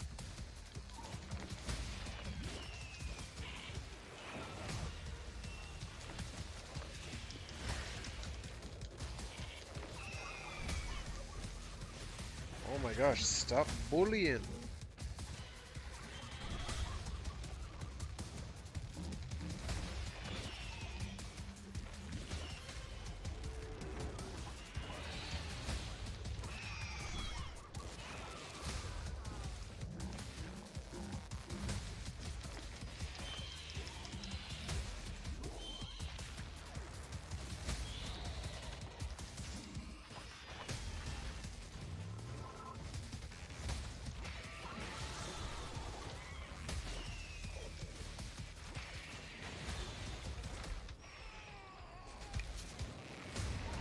It's pinchy time!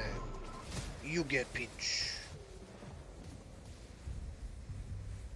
Shouldn't have fooled around with the killer castanets.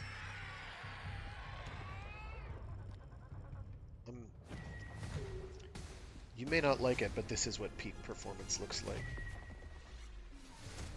Well, it's what peak crab looks like anyway. Which is this? Gain 30% attack speed to dropping below 10% health. Ugh. I'd rather never be in a situation where I need to do that. How about that? Grab one now.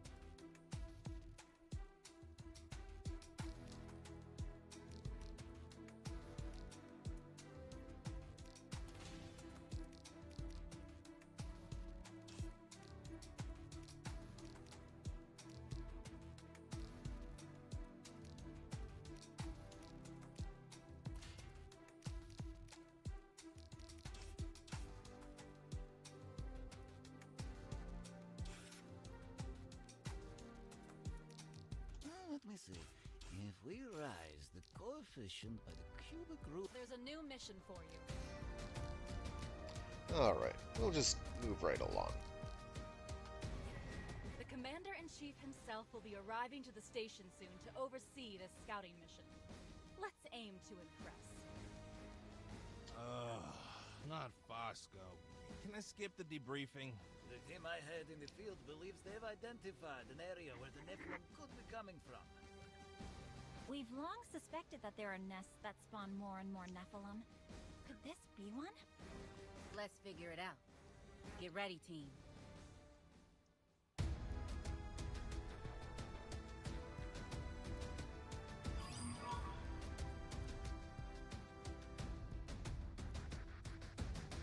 Tempest, get your systems ready.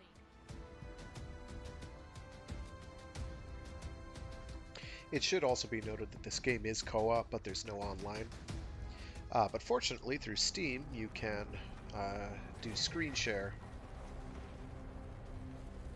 and do it that way for local co-op. So it kind of can. This is Commander Fosco speaking. It's not I'm perfect. excited to see your performance. I know I won't be disappointed. Hey, careful! The area is heavily ionized. Could be a bit volatile. Keep your wits about you.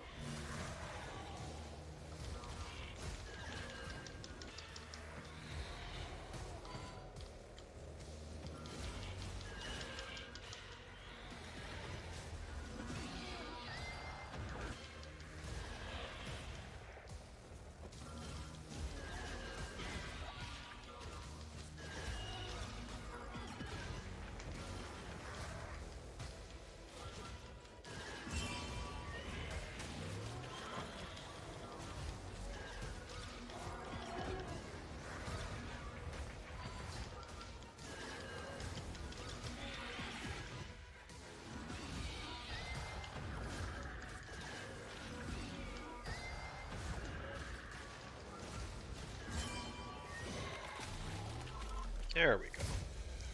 So you can brute force your way to having a high rank and combo score via executions. I missed.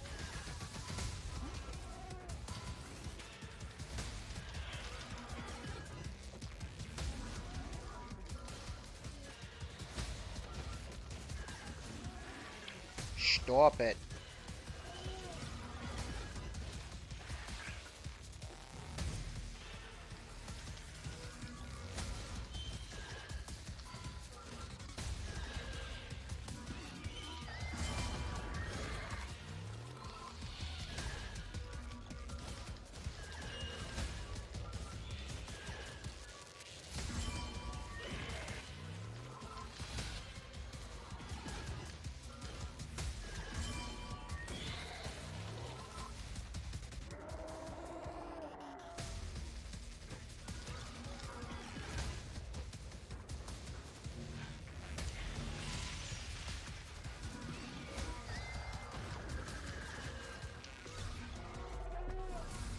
That was trash, and I am trash, and I feel bad. I just got, like, juggled that entire time. Oh, this is bad. It seems that the Nephilim are adapting to the ionized environment.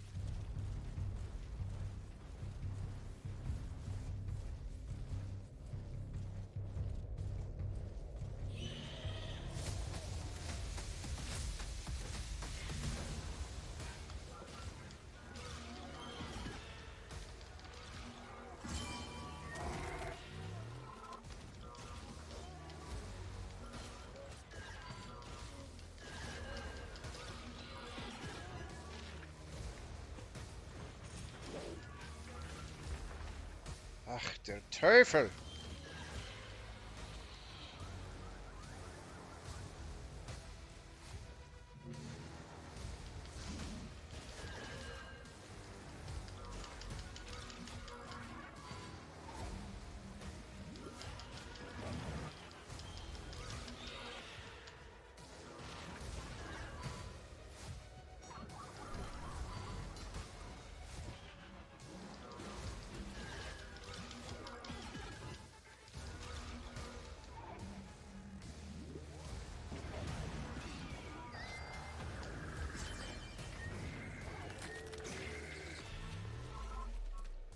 This is not going well at all.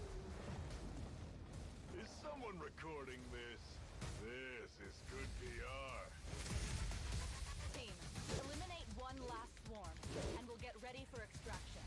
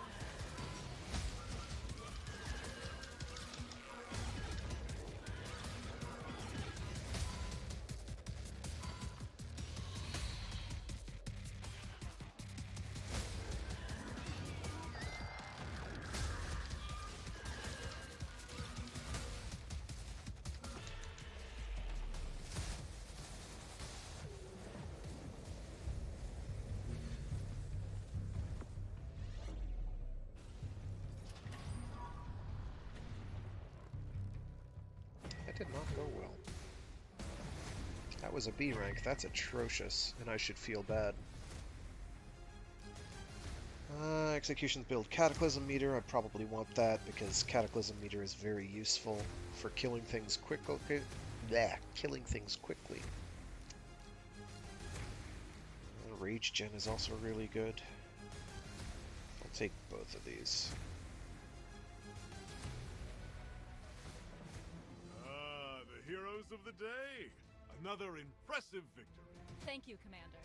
Eiji, Jamila, the praise is yours. You're the ones putting your lives on the line. Just fulfilling our duty, ma'am.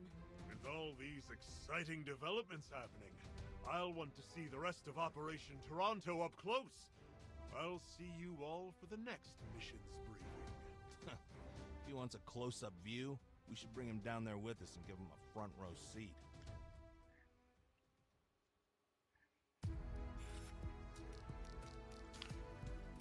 How is Alrighty. it going, my friend?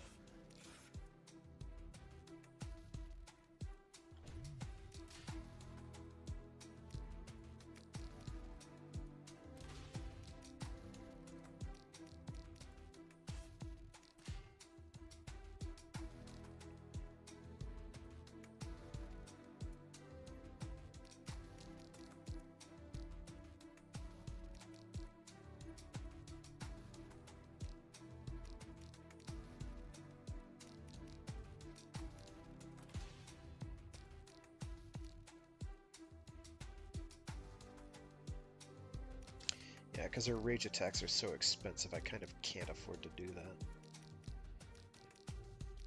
Crit. Keep that one for now.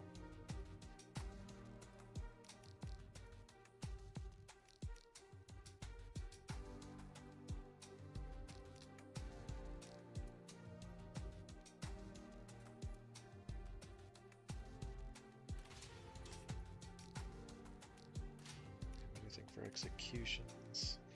Vulnerability for 3 seconds. Nah, no, we don't want to do that. Just focus on dodging. Okay. We'll give that last one a whirl one more Feel once. free to browse. Where's the research that it said there was? Welcome. No, did that. Oh, Fosco, okay. So Conrad Fosco was born March 8th, 2015 in Boston, Boston. Can't talk today. In 2049, Conrad Fosco sold a successful oil company to join Syncor as CEO. Syncor quickly grew in size and value as a result, eventually becoming a household name as the primary subsidizer of Dawn and the main manufacturer of atoms. Fosco left Syncor after being named Commander-in-Chief of Dawn by the Security Council. As head of Dawn, Fosco has overseen the launch of the Sunrise Space Station, Redacted, Project Raven, an increase in Dawn's atom unit reserves, and the creation of Team Sunrise. Isn't that nice? Dr. Ivakin, I'm here to install some of the DNA augments your team has prepared for Tempest. Ah, yes. The engineers told me you wanted to perform the installation yourself. Come, come. Augments are an amazing discovery, yes? Absolutely. About augment installation, though, from what I understand, the Nephilim share genetic structures with the organic components and atoms. But what about Aegis? Well, not many people know this, but the incident that transformed Ag into Aegis Prime also altered his DNA. Structurally speaking, his body is quite similar to the Nephilim. And that's why he can grow to that impossible size. Exactly. In a way, we are all rooting for the Nephilim, eh? Ellipsis. You look familiar. Aren't you that temp from the Brussels branch? No, Mr. Fosco. I was Professor Maki's aide before his disappearance. I've taken over his work on the Sunrise archives. Oh, that's right. My mistake. You two look very similar. Anyways, you know, I've never really understood the point of these archives. How exactly does this place help against the Nephilim? It was Professor Maki's belief, and mine as well, that the answers to the future lie in the past. Our hope is, that learning about the Nephilim's origins might help us devise a solution to ending their invasion.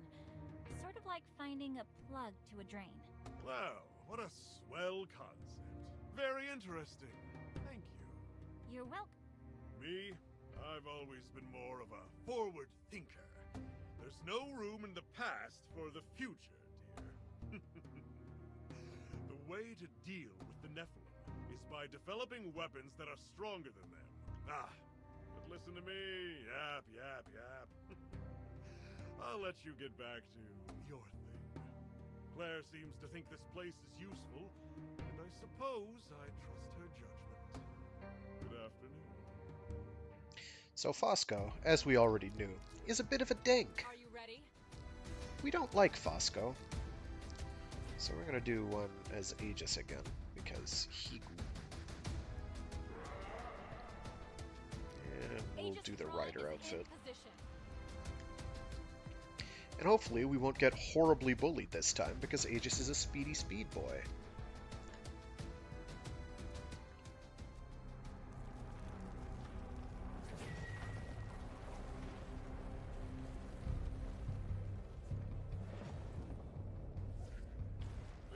I don't remember what augments I have equipped. Crap. What is going on with the screen? Am I moving too quickly, and the camera can't keep up? Is heavily ionized. Could be a bit volatile. Keep your wits about you. Ow.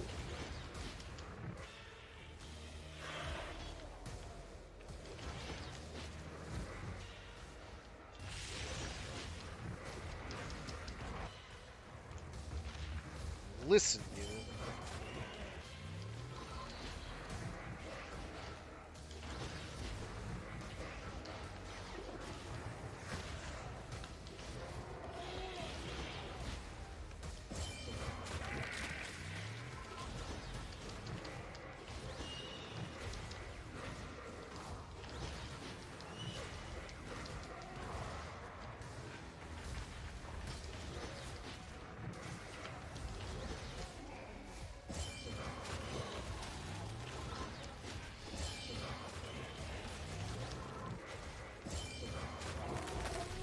Brute force. It's the only force I know.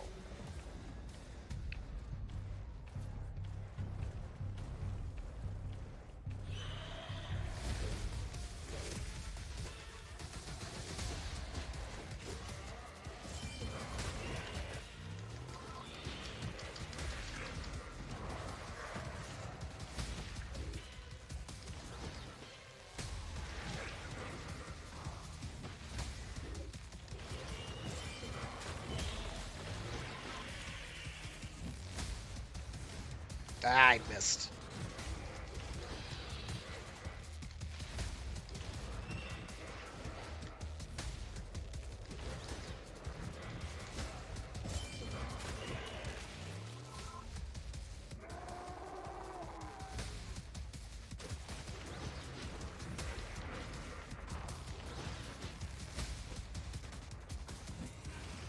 Ugh.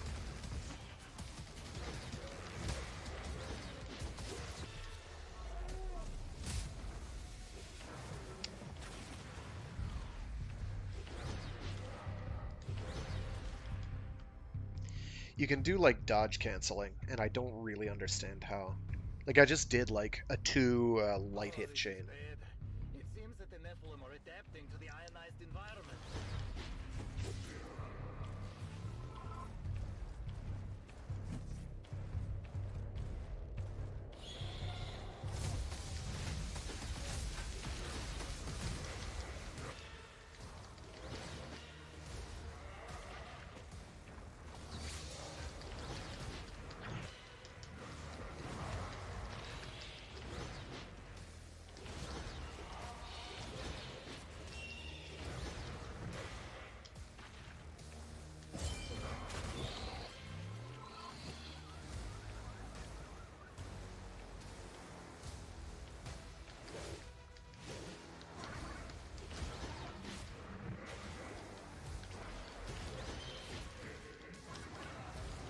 Ah, it's the wrong button, dude. Much better. Not actually what I intended to do, but button mashing sometimes works, so. Team, eliminate one last swarm, and we'll get ready for extraction.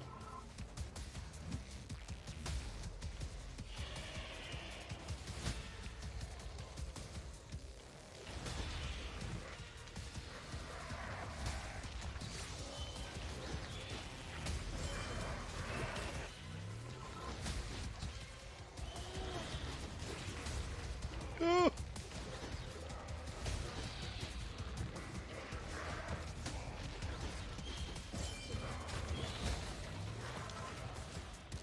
Listen. Stop it.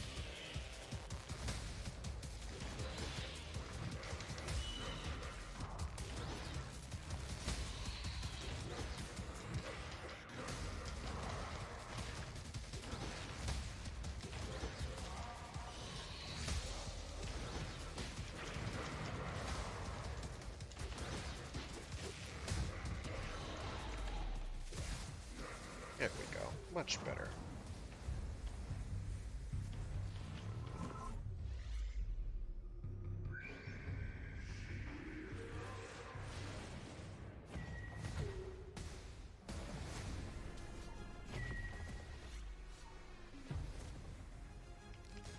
Alright, I definitely want you.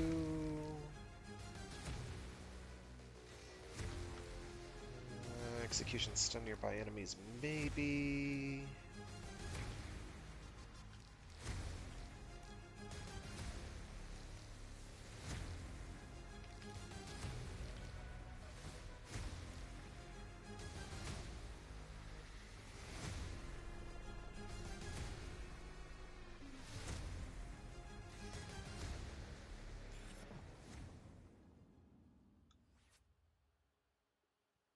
Alright, we got it up to an A rank, that's fine.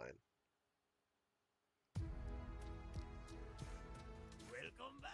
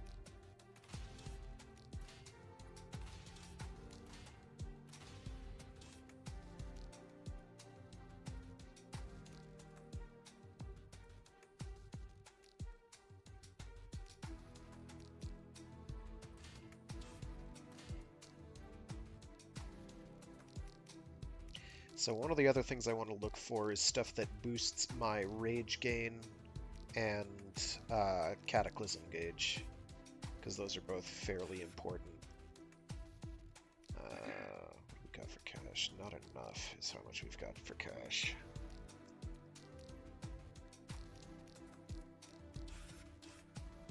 There's no time to waste.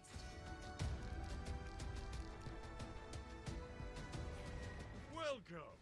Is everyone excited for the mission? Our scout drones have confirmed the presence of a Nephilim nest deep within enemy territory. Dr. Cruises. It seems that the underground tendrils the Nephilim come out of are connected to the nest. Destroying it would likely prevent more Nephilim from spawning.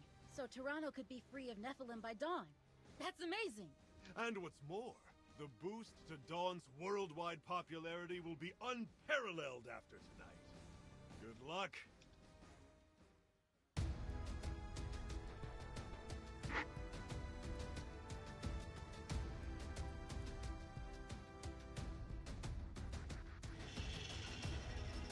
Megadon. Synchronization complete.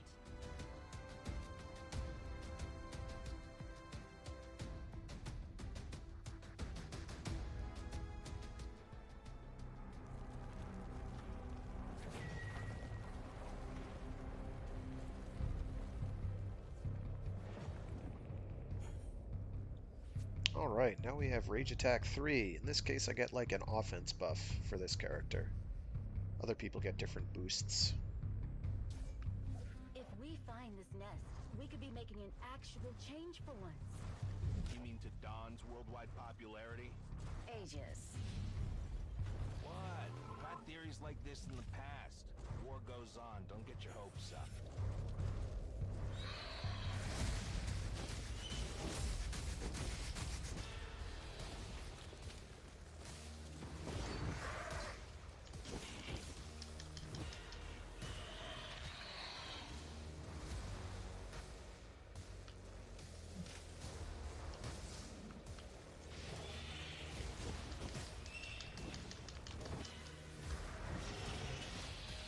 I missed.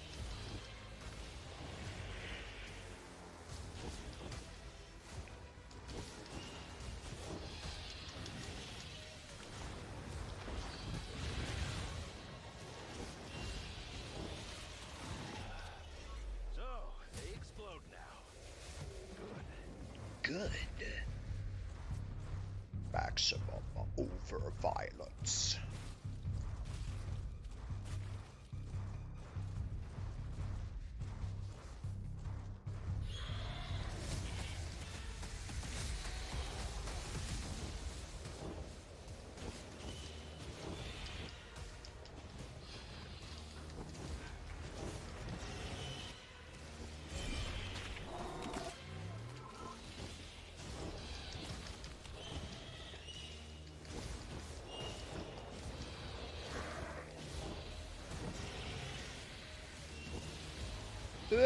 It stings!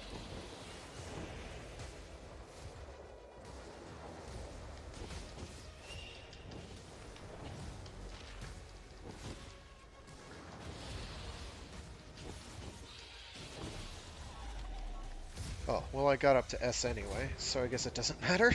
I was trying to chip him down to execution range, but it didn't happen, so... That's okay. Captain, the storm's getting bad out here. What's going on? Dr. Cruises. Sorry. What was that? There's too much interference. I don't know, but it didn't sound good.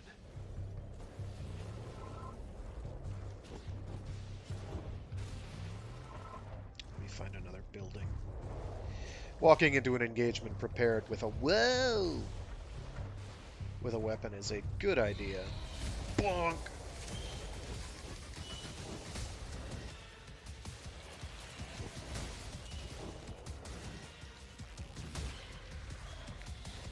Listen! Shoot me in the back again! I dare your ass!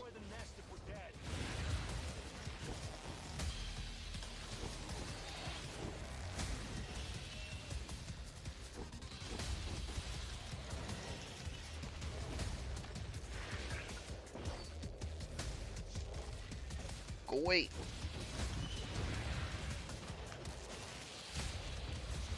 It stings!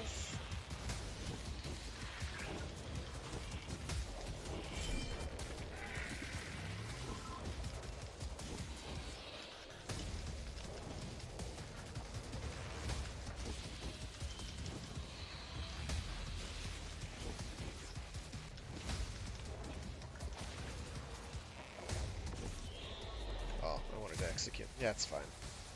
It's fine. We have health. We're fine. What am I doing? There we go. Ugh. Please no Thunderbolty. Let's keep pushing.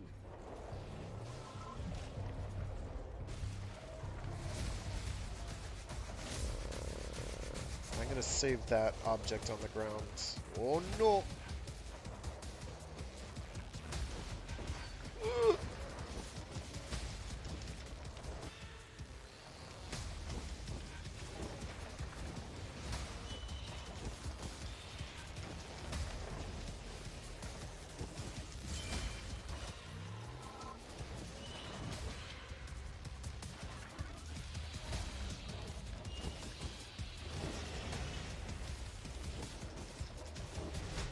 Heck with you. Kaboom!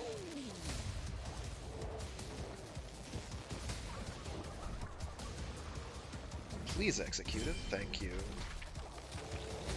Iggy, my radar is detecting something above us. You were right. Need to get out of here. Captain, you can hear me. We're turning back.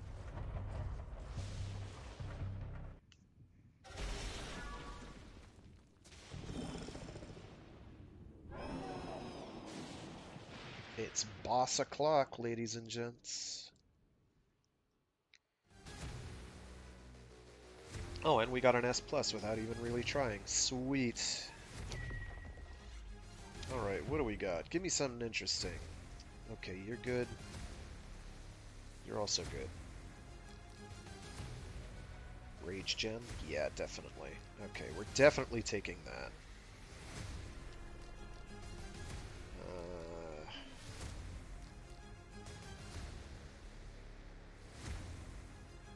We could probably get away with that, too. I'm glad to see you made it back safely. Our sensor stopped working after detecting a unique signature. It was some kind of flying Nephilim. We're lucky we made it out of there alive. What the hell, Leon? How come no one saw that thing coming? You know as much as I do. The matter is being researched. We'll let you know when we know something.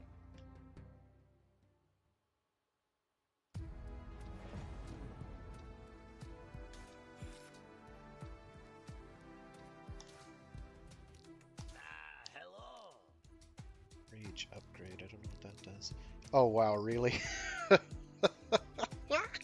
A Neon Genesis Evangelion skin. Oh boy. They went all in.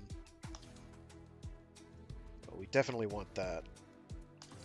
I don't know if that increases my max capacity or if it makes it so I can generate more of it. We'll do Ganira again next.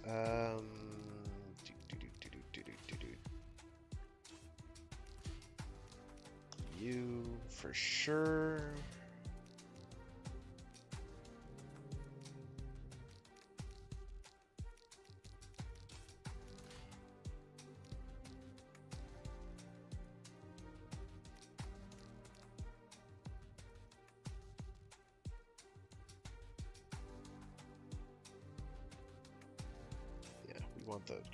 We want the rage gen, and then executing to get a cataclysm meter is just a good idea in general.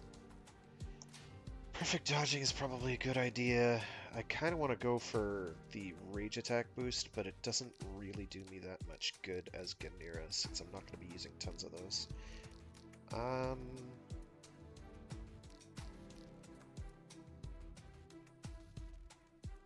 stick with that just because it's got the best stats for now. I kind of would like a different one of these, but there's the best stats available, so we'll stick with it. And it's just useful in general. Okay, so we'll do Ganira.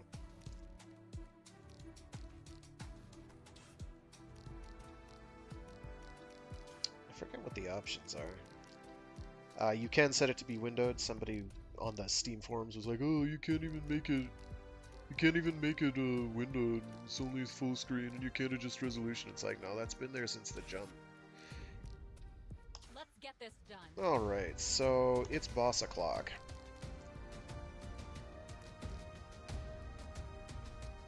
And it's nuke boss o'clock. Based on the few readings we secured, we think the flying Nephilim you spotted could be a monarch. Dr. Cruz's. Ancient murals depict monarchs as the leaders, so to speak, guiding the Nephilim and protecting the nests. Which would be why you found so much resistance on your last mission. Dr. Ivakin has a plan to lure this leader away from the nest. Yes, if our theory is correct, the Monarch will want to investigate any potential threats in the area. We've sent a team of drones to plant a leptonic ultra-radioactive emitter.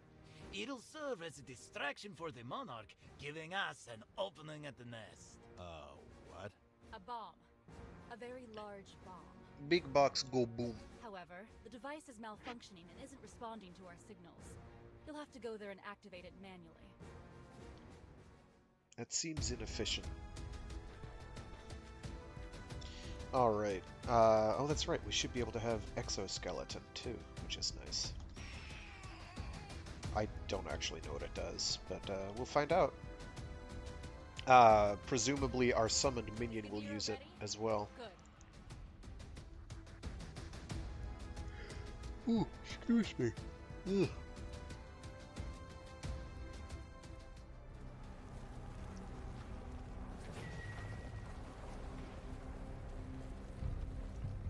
It's a nuclear device. Time is running out. Ultra-radioactive emitter. Get to it.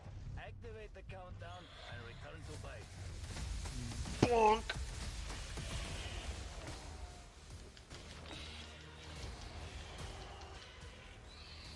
I don't care. Get the. Oh, I blew it into a building.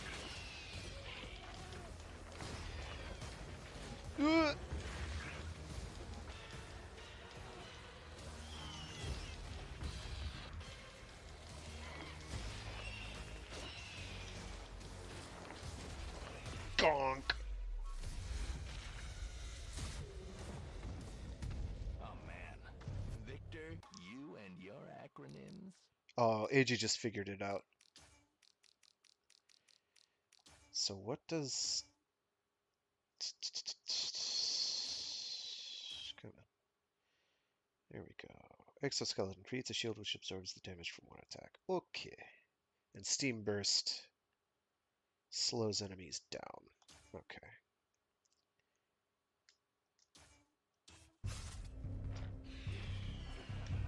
You mean the leptonic ultra-radioactive emitter? That? Oh god, I just got it. Oh god, I just got it. Oh no. Stop this. No. I get burly. And I cause shankment. Why can I never follow up on that properly? I don't know. Gunk.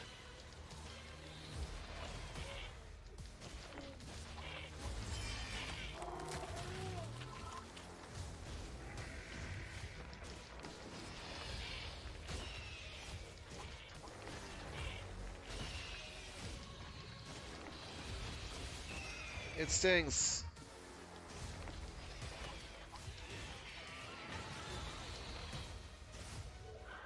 Oh yeah, this is just easier in general. The bomb is just ahead. And we're building up quite a lot of Cataclysm meters, so with any luck, we should be able to do our tsunami thing a bunch. That's the hope.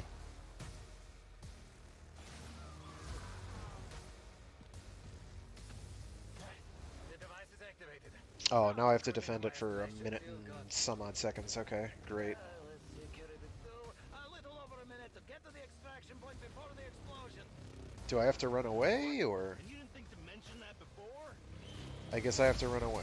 Okay.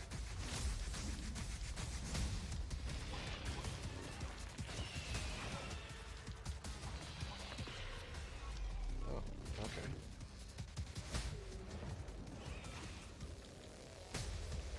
Oh wow, they just like they died there, but they didn't fade away properly. That's nice.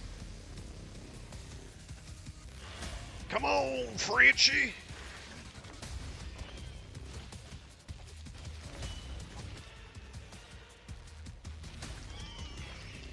Gunk. It stinks. I did fully intend to block that.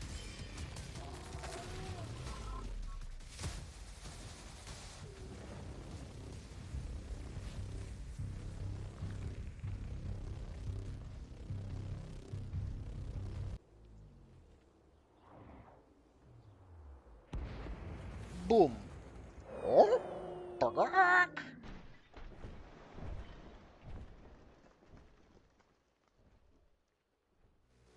Nani desu ka? I don't really know what separates an S rank from an S plus rank. I have no earthly idea. Parrying deals 200 damage to the attack. That's not so bad. We want that for Rage Gen, but we've already got a thing filling that slot. I'll take that, and I'll take that for the Rage Gen. I should have taken the mirror thing because I don't have one yet. It's too late. You can only choose 2, and the rest I think gets sold automatically. Okay.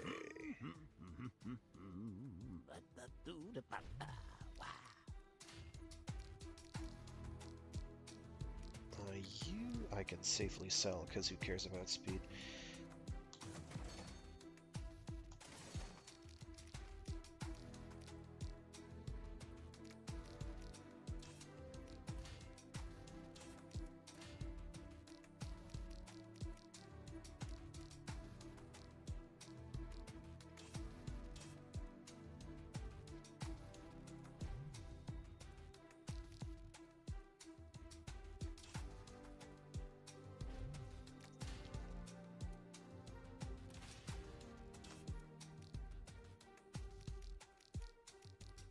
Okay, now bosses we can't really execute, though they usually... I think they summon thralls? I don't actually know for sure.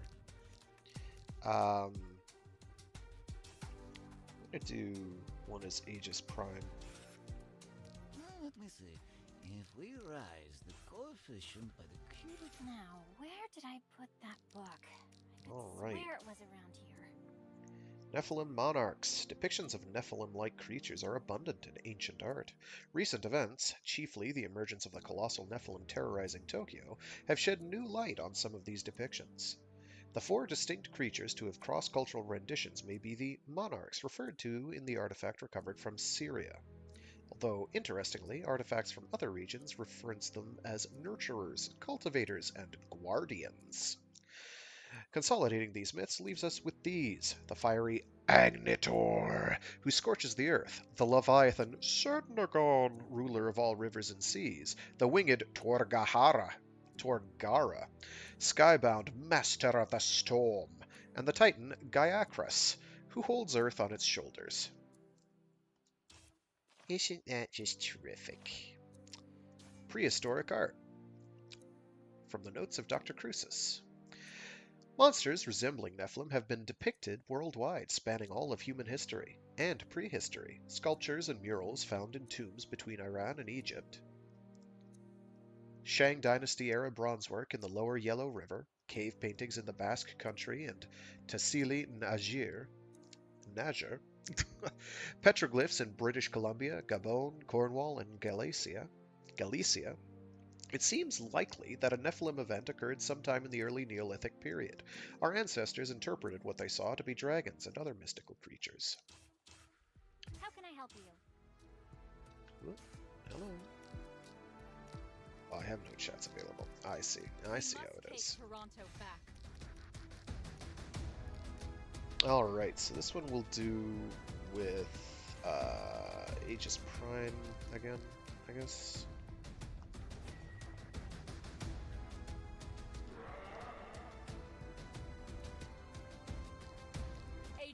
We'll use our default palette, because we pop! We're very visually obvious and distinct. So we're going to the nest, and it's Boolean time. So what I want to do...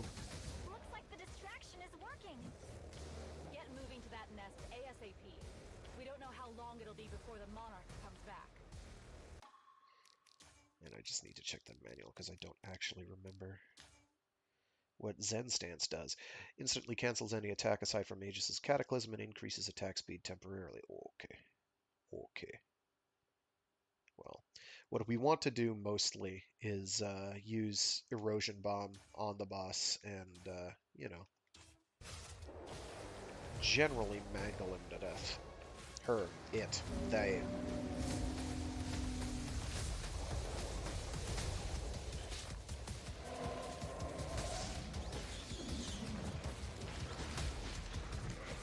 I'm going to assume I have to break the...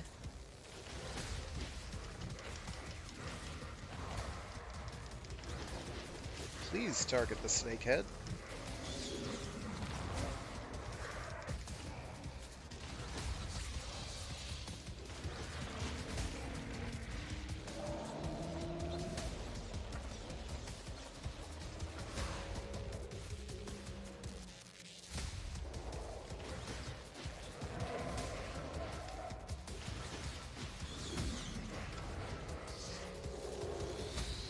Oh no! Heck with yous.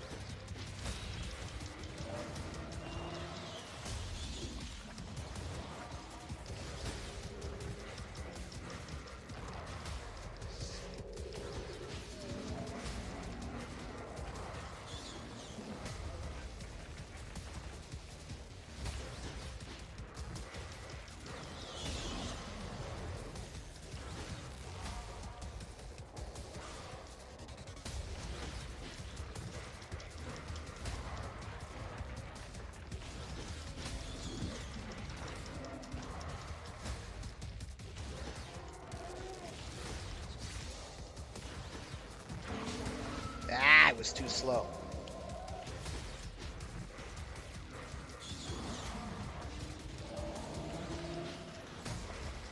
Ooh.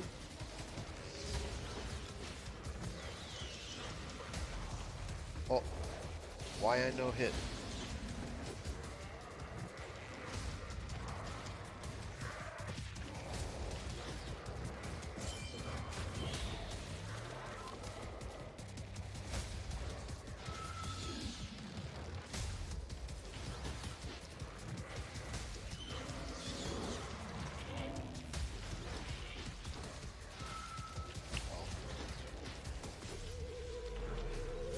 Okay, that could have gone better, but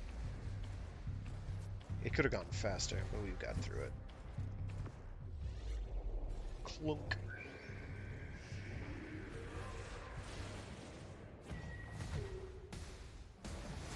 Oh, and an S+. Okay. Probably a good mission for farming. Let's see. Oh, these both provide boosted crit. Yes, and please. Yeah! I'm still full of adrenaline. What a fight! I identified some issues with my performance that I can improve upon, but yes, we did it. Good job, AG. You both did an incredible job. But we'll have time to celebrate after we defeat the Nephilim Guardian. I think the Guardian is Torgara, Monarch of Thunder. I'll have a dossier ready by the next briefing. It's good that the distraction worked. We had to blow up a whole section of the city, though. Destroy the world of today to build a better tomorrow. Hey, that's a good tagline. Now let me write that down. Ellipsis. Everyone, we've still got the Monarch to deal with.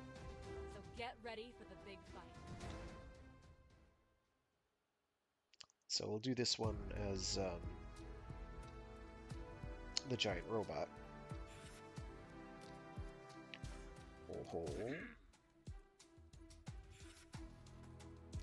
What did we get? Space bug. I wish these weren't so expensive so I could actually look at them. I wish you could preview them. I mean, they give you a little bit of a palette preview, but it doesn't show you the whole body. Sorta defeats the purpose, doesn't it? Alrighty, so what do we want to do here? Performing light attacks, you're resistant to being stunned. If we are fighting the boss, you know what? Yeah, let's do it. We'll take bucket loads of damage, but we'll be fine. We'll be fine. Right? Right? Absolutely. Kaiju Jitsu. Yep, rage attacks, we chain into that, and then...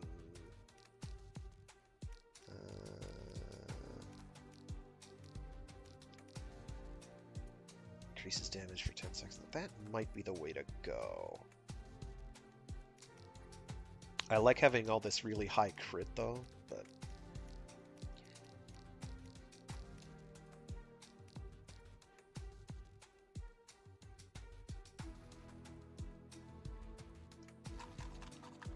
I am not spending the credits to re-roll that. Yeah, we'll keep the perfect dodging stunning at him. It's not gonna stun him, though. It's absolutely not gonna stun him. We'll go with that. That'll give us, yeah.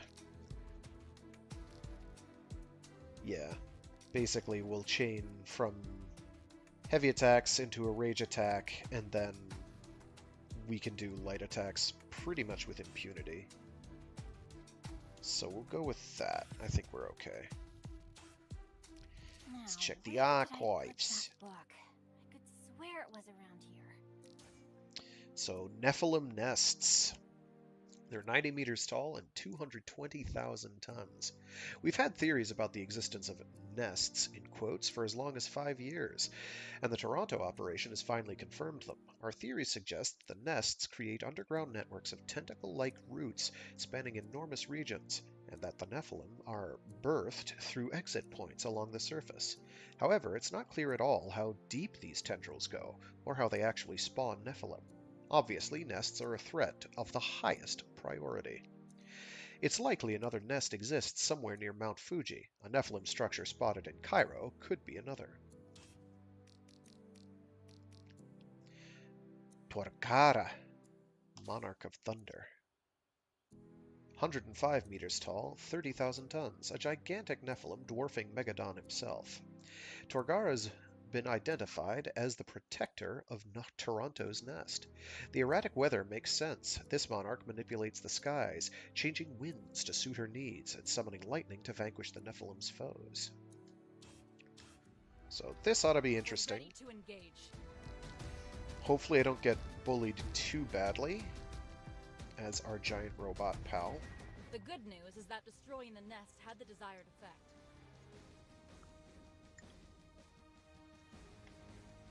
I read the reports.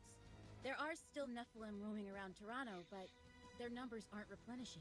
The bad is that the Monarch is very much active. The thunderstorm is worsening, and Torgara seems to be causing it. And that's not all. I believe that... well, it's possible that Torgara might be able to lay a new nest. That's really not what I wanted to hear, Sophie. Let me point this out. The good news far outshines the bad. We've basically already got this. You know what? For once, I'm with Fosco. To save Toronto, we have to destroy the Monarch. Captain Leon, we're good to go. Alright. I don't actually know what reload does. We'll find out. My difficulty with Galahad, with Tempest, is that both of her rage attacks that you start with cost 2 rage, and it's really hard to justify using them for what little they do. The Bolt Shock Mine does provide a little crowd control, because it, like, sucks enemies in before blowing up. But the Macro Burst Shot doesn't seem all that hot. Maybe I'm doing it wrong. In fact, I'd argue that's likely. Tempest, you're our best hope.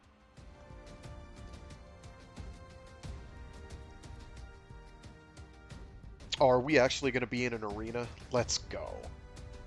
Let's go.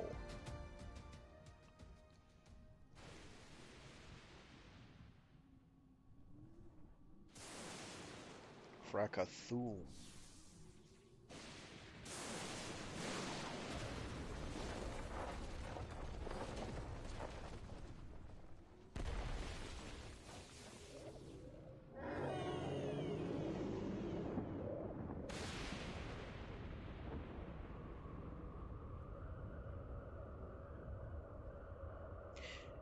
We'll be fine. It'll be great.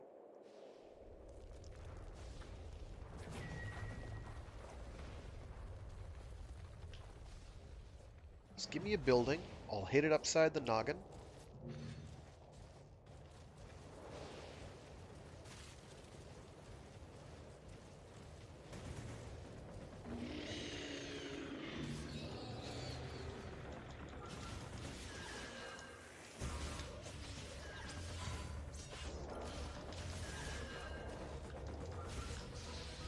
Oh, I need to get out! I need to get out! I got stuck against a building, and I'm mad.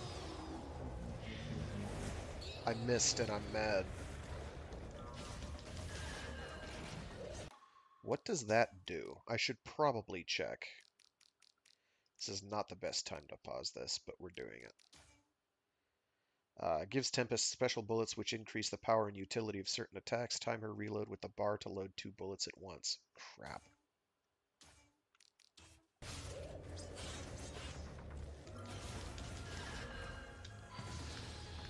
Dodge. Not that way.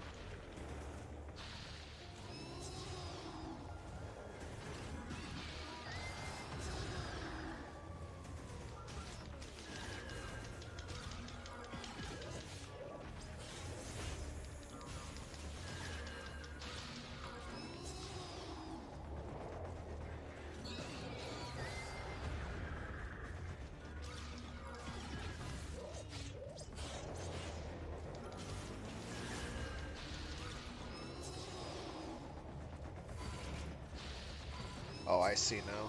Okay.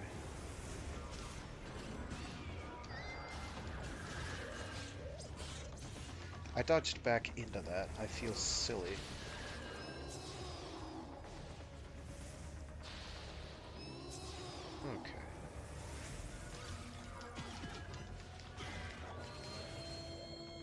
Okay. Ugh! Oh, that's probably bad.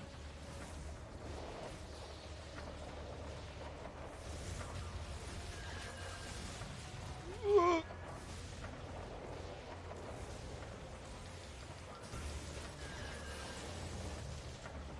It's a good thing I've played video games before and immediately recognize.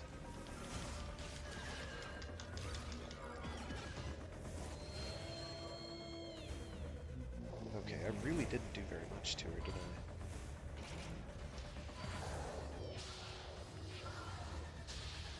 That's cheating!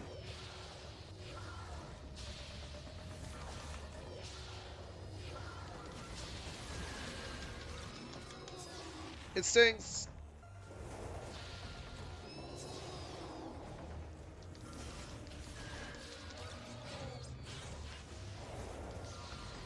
Run, please. Faster than that.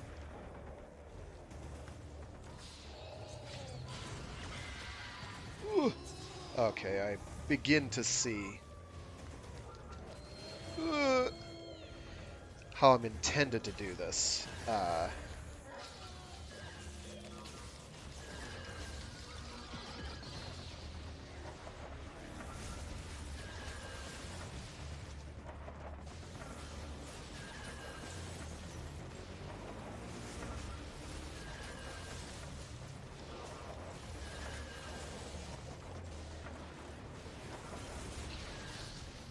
Dodge, dodge, dodge. There we go. Oh no!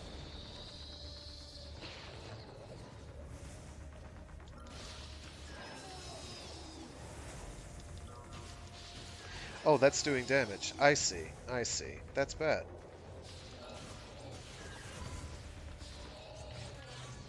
Stop that.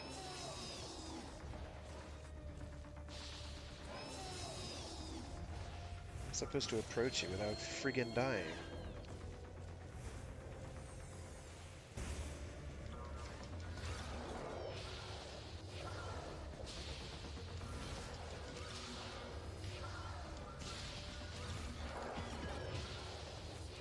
Oh, sugar.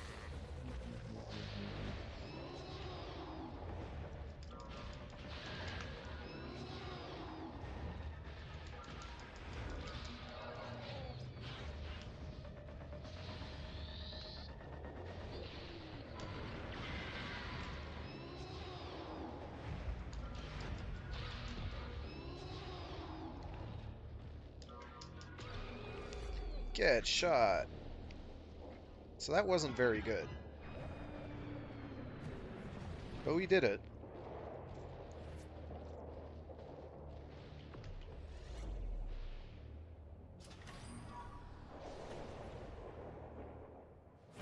We'll have to try that again. Yeah, she's very rage expensive, and that isn't exactly doing her any favors. You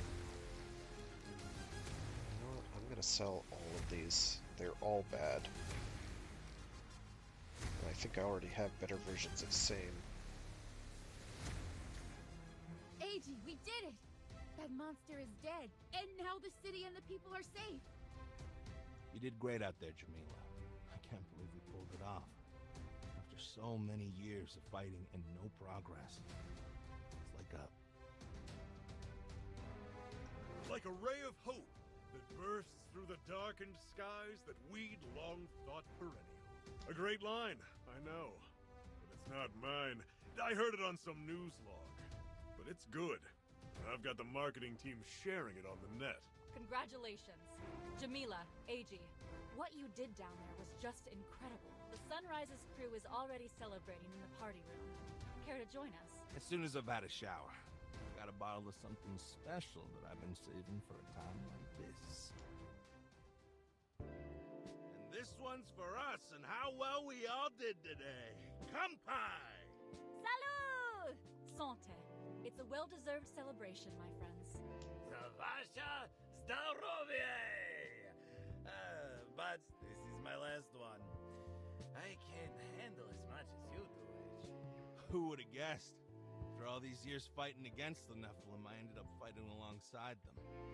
Still feels weird. We're at a turning point, AG. We couldn't have accomplished this without our two allies. You mean Ganira and Megadon? Aw, they helped too, but they're missing the party. That's what this party needs. Those two B-movie rip-offs stomping around. Boom. Boom. Boom.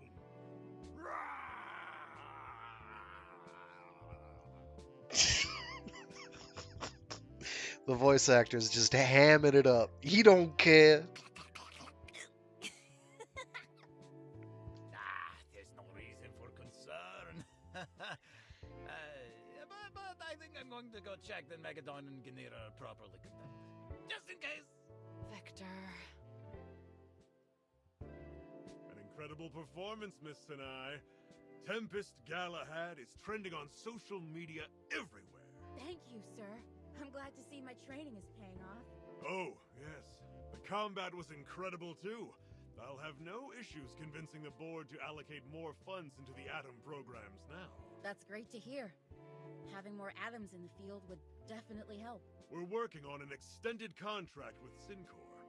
If everything goes fine, we'll have dozens of units ready in a matter of weeks. So anybody who's ever watched a movie ever knows how horribly this is going to go wrong. Impressive. They'll be from the smaller Atom series Syncor was designing, right? Weaker than your Tempest, but cheaper to produce in large quantities.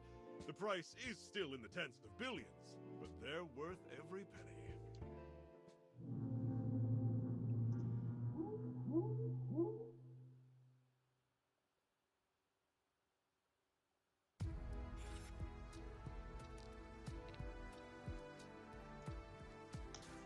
Alright, what do we got?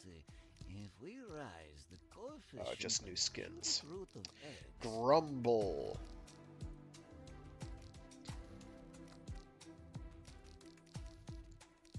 Well, we have to save up for the next one of those we get, but we could probably splurge and get one for Ganira.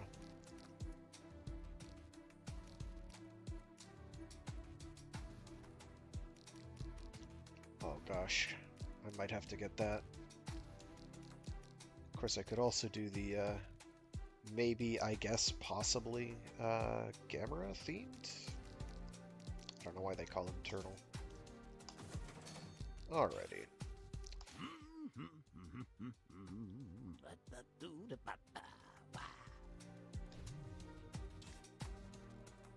I like how they keep your palette from what you chose in the mission, but you have no way of changing it here to preview it early.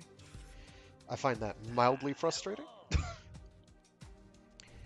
What did I want to... So executions do me no good here. Probably I'll go with that or that. I already have that. Okay. Executions don't do me any good. So... go for parries or heavy attacks. We could do that. We've got a cheap option to work with on that.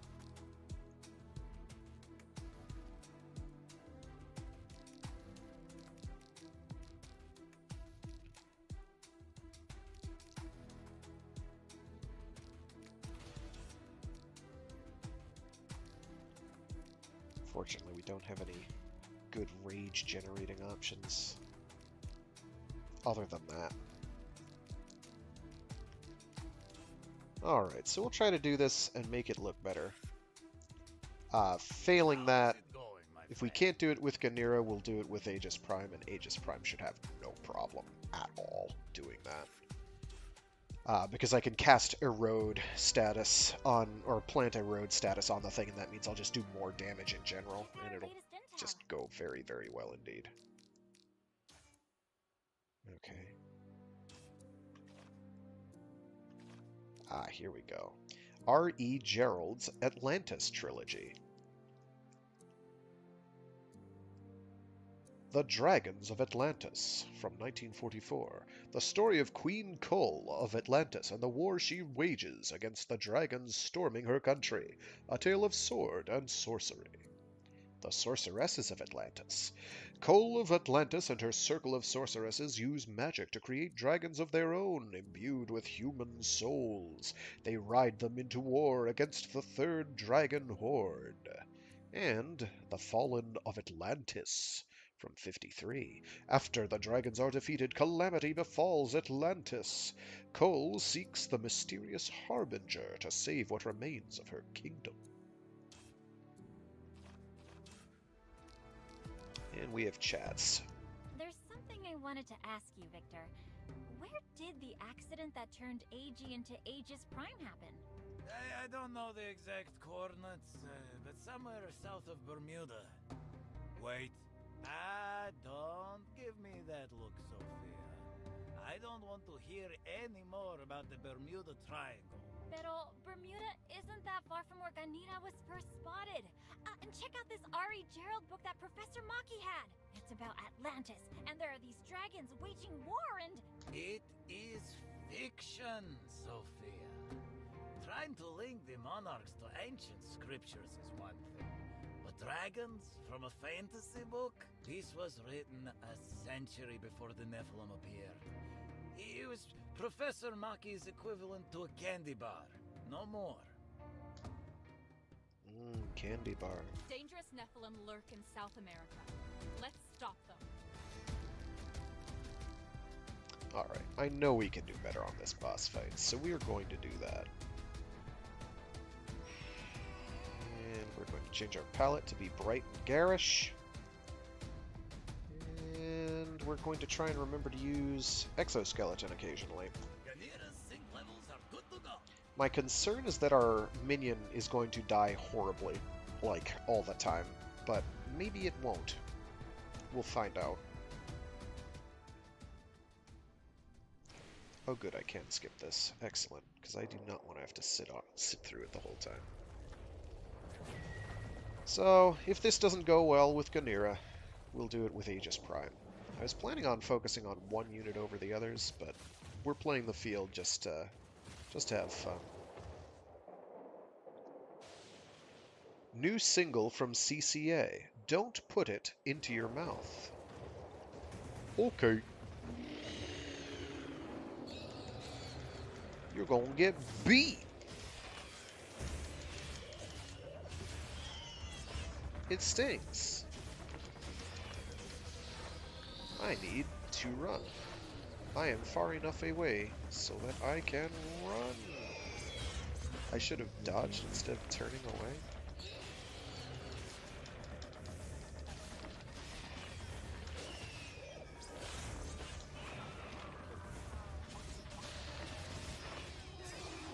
Oh no, Mukli!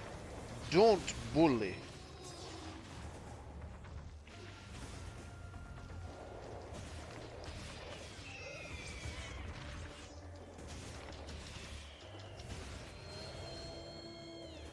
This is already going a little better.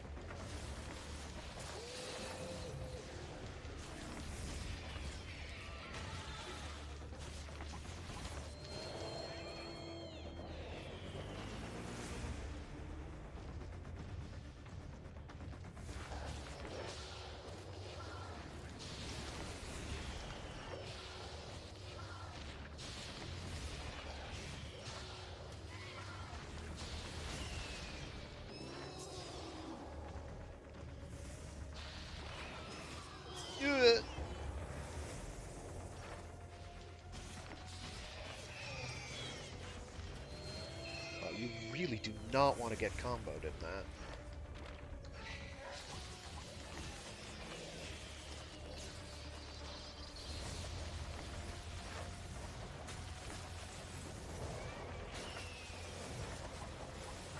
Oh yes, go bully it! Yeah!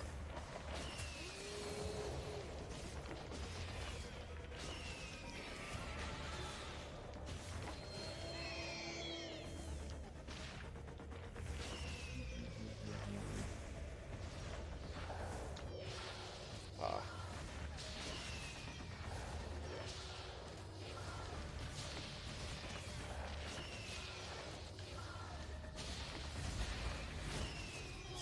I did try to dodge that.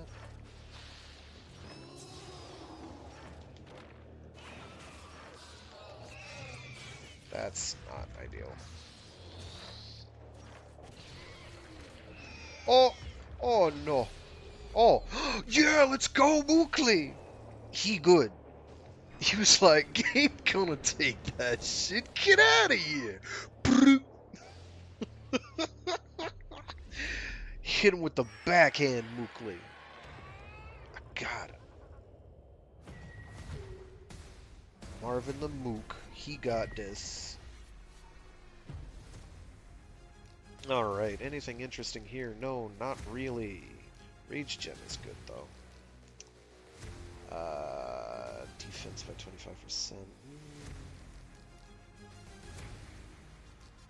Go with that, because I don't know if the one I have has Rage Gem. If it does, I'll feel like a bit of a dink, but here we are. Oh, I can select. I can actually select things now. Okay.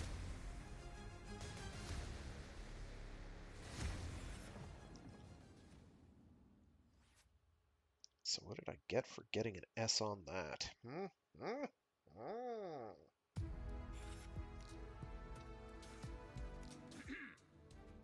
Fancy skin. Arctic skin. Okay.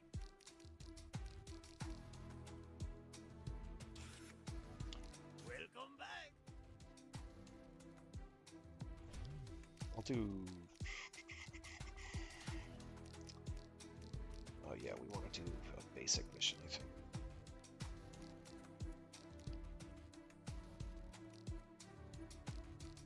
So I'm looking for any anything that gives me rage gen. Okay.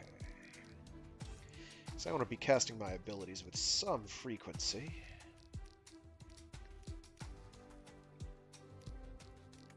Okay, I can sell this one.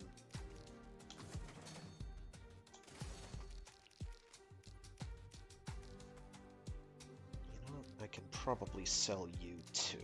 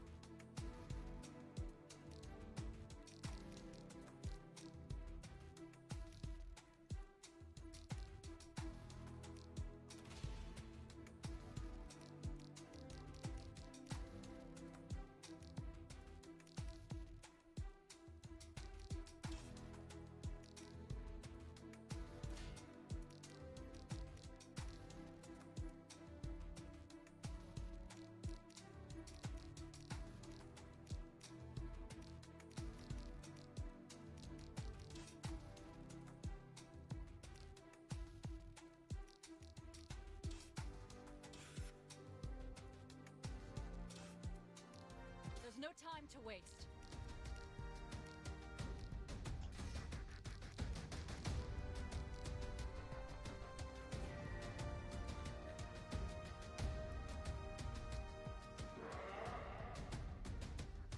Aegis. So we're gonna go for executions at pretty much every opportunity. And try and get an S rank on this one. I still don't really understand how to get an S rank versus an S plus, because every time I've gotten an S rank, I've gotten an S plus instead. I'm not really sure why. You're not far from the leptonic ultra-radioactive emitter. Get to it. Activate the countdown and return to base. Boonk!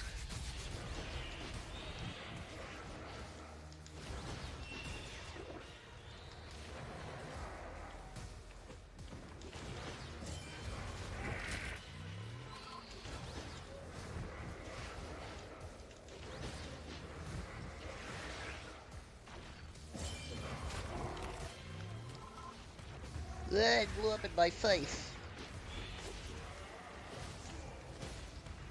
Okay, that is quite enough out of all yous.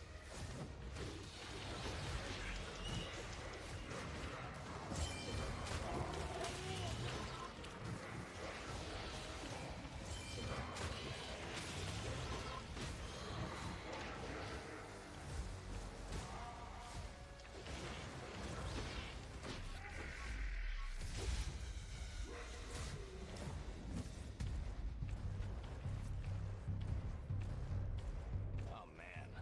Victor, you and your acronyms? You mean the leptonic ultra-radioactive emitter stuff? Oh god, I just got it.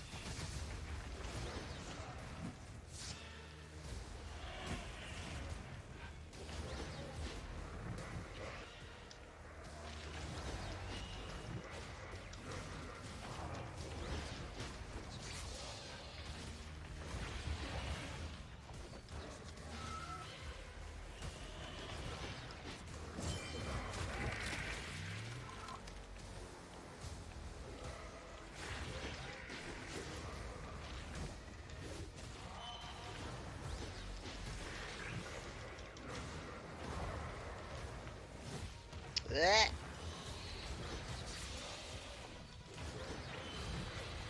The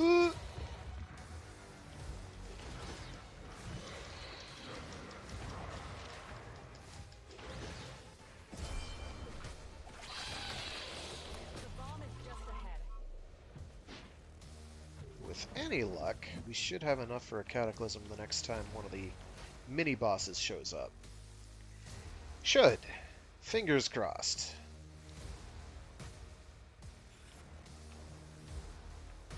Well, give me this. The device is activated. Now, according to my estimation, questions you've got.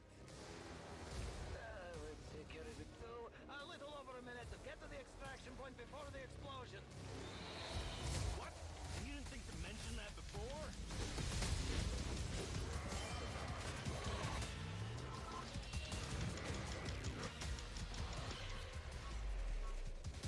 Boom!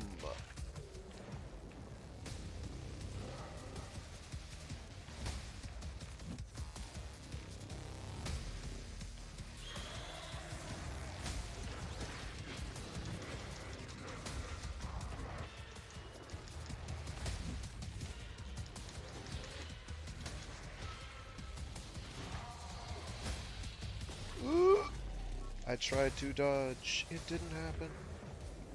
I think we're good. Unless there's another portion.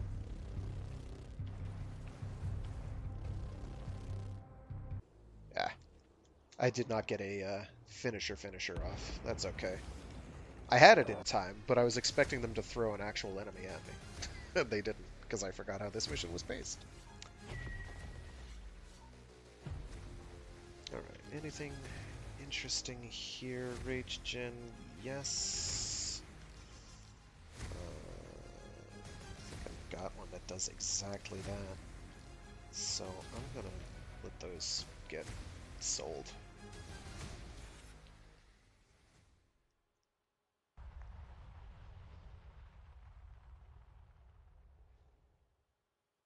Alright, and with that, oh, let's check to see what they gave us.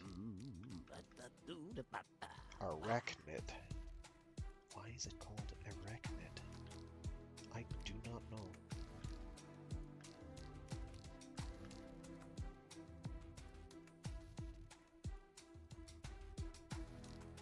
Could it be a reference to that one Beast Wars, or it could be Widowmaker from... Probably not. I hope not. This will not give me a happy chuckle. We have 30,000. We could probably buy a skin or two here. Let's get this dark palette. And... oh, why not? There's a new mission for you. Let me see. If we rise the coefficient by the cubic root of x... We'll do one as our boy here.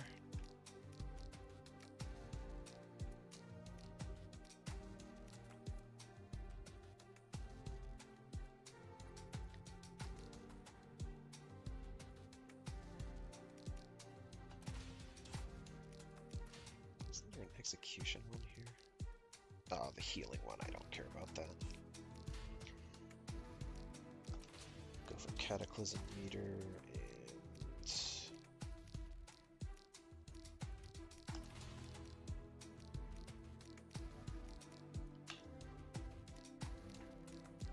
Either one knows enemy stunning, I guess. This one has Rage Gen, and we want Rage. Lots of Rage. Yeah, okay. That should be fine.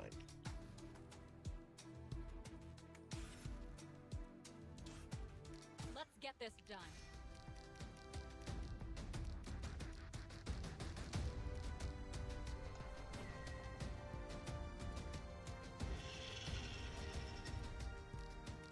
Megadon. Synchronization complete.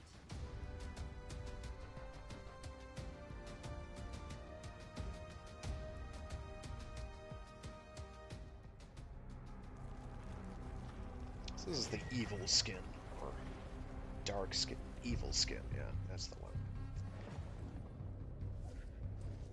This is Commander Fosco speaking.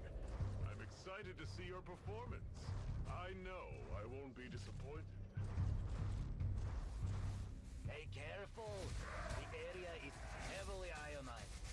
Could be a bit volatile. Keep your wits about you.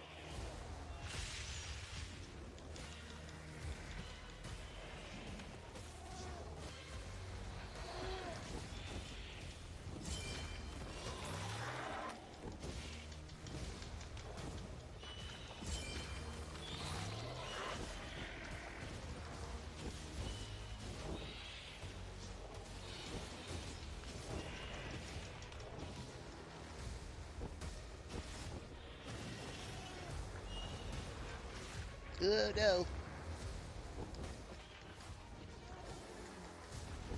Okay, we'll get an execution on you just to make sure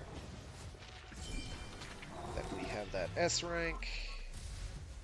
And it didn't do it. Shit. Okay.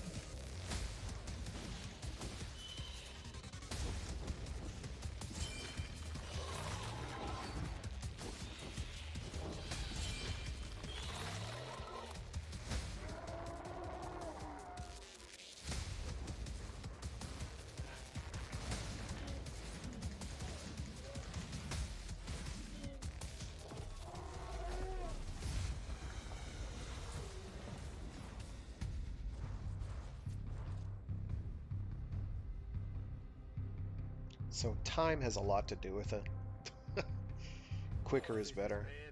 It seems that the Nephilim are adapting to the ionized environment.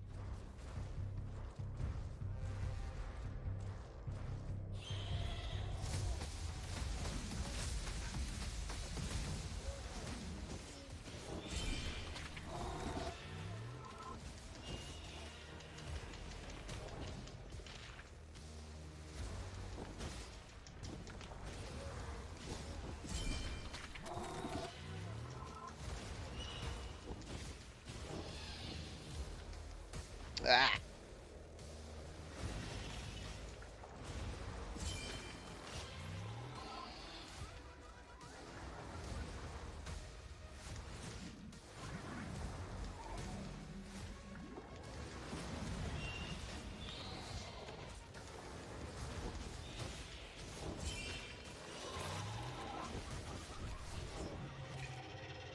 Get fried, friendo.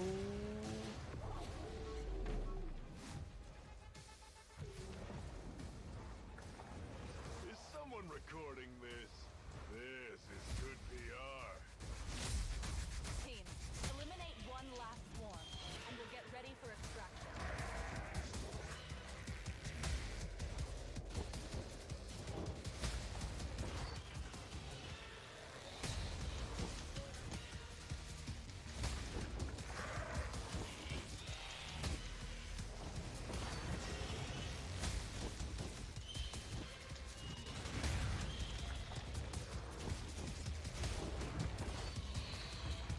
It stinks.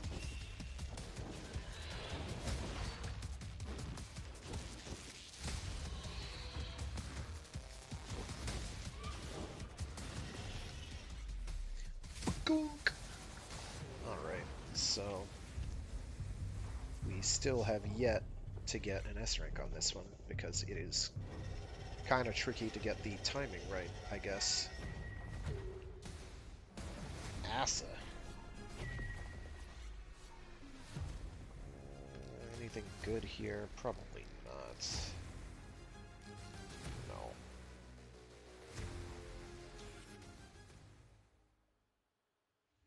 Oh shoot, I didn't see what time it was. I have to run.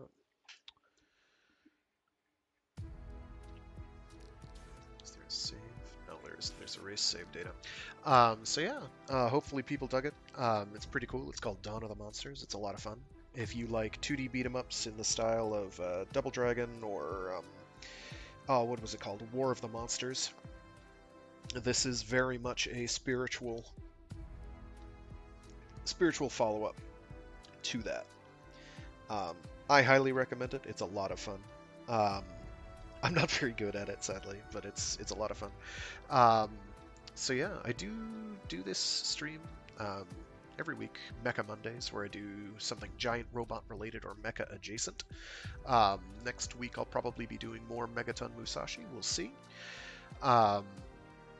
Failing that, I always have something that I hope is interesting, at least, queued up. I do other streams throughout the week, though. I have a Warframe Wednesdays stream where I do something Warframey for a couple hours, and I have Free Read Fridays where I read short stories and indeed entire novels aloud. Right now, we're going to be resuming our read through of Quarantine by Greg Egan. The Quarantine is not quite the quarantine you were expecting. Less virus, more quantum entanglement. Actually, quantum determinacy. So I got some good stuff lined up. That one, let's see, where did we get? We got through the first chapter, which is pretty long. The chapters are quite long in the book, so we'll probably be doing like individual chapters for the most part, which means it's going to take longer to do. But I'll try and do one where I do like 2 chapters in a row, and that way we make further headway on the book. But yeah, definitely tune into that. Last week, of course, was a April Fool's, because it happened to be on April 1st, where I did Freak Out Fridays. I know at least one person saw it, and they dug it. So props to you. Thank you for watching. That was great. Where I did a celebration of all things Frank Zappa, so it was pretty cool. Specifically 200 Motels, because I pretended it was the 200th episode of Freak Out Fridays. Alrighty, thanks again to everyone who tuned in. If you didn't tune in, I forgive you. If you did tune in, you're cool, I guess. But yeah. Oh yeah, and tune in around, 5 hours from now, roughly? In about 5 hours, me and a streamer from Twitch called Kamen Rider Echo will be doing some Mobile Suit Gundam Extreme versus Maxa Boost on. So you can see some highly fast-paced arena combat 2v2 action. It'll be good fun. Alrighty, thanks again. Have a good one. Stay safe, stay sane, and be decent to each other. And just remember, our real friends were the giant robots we made along the way. And on that happy note, see you all later, and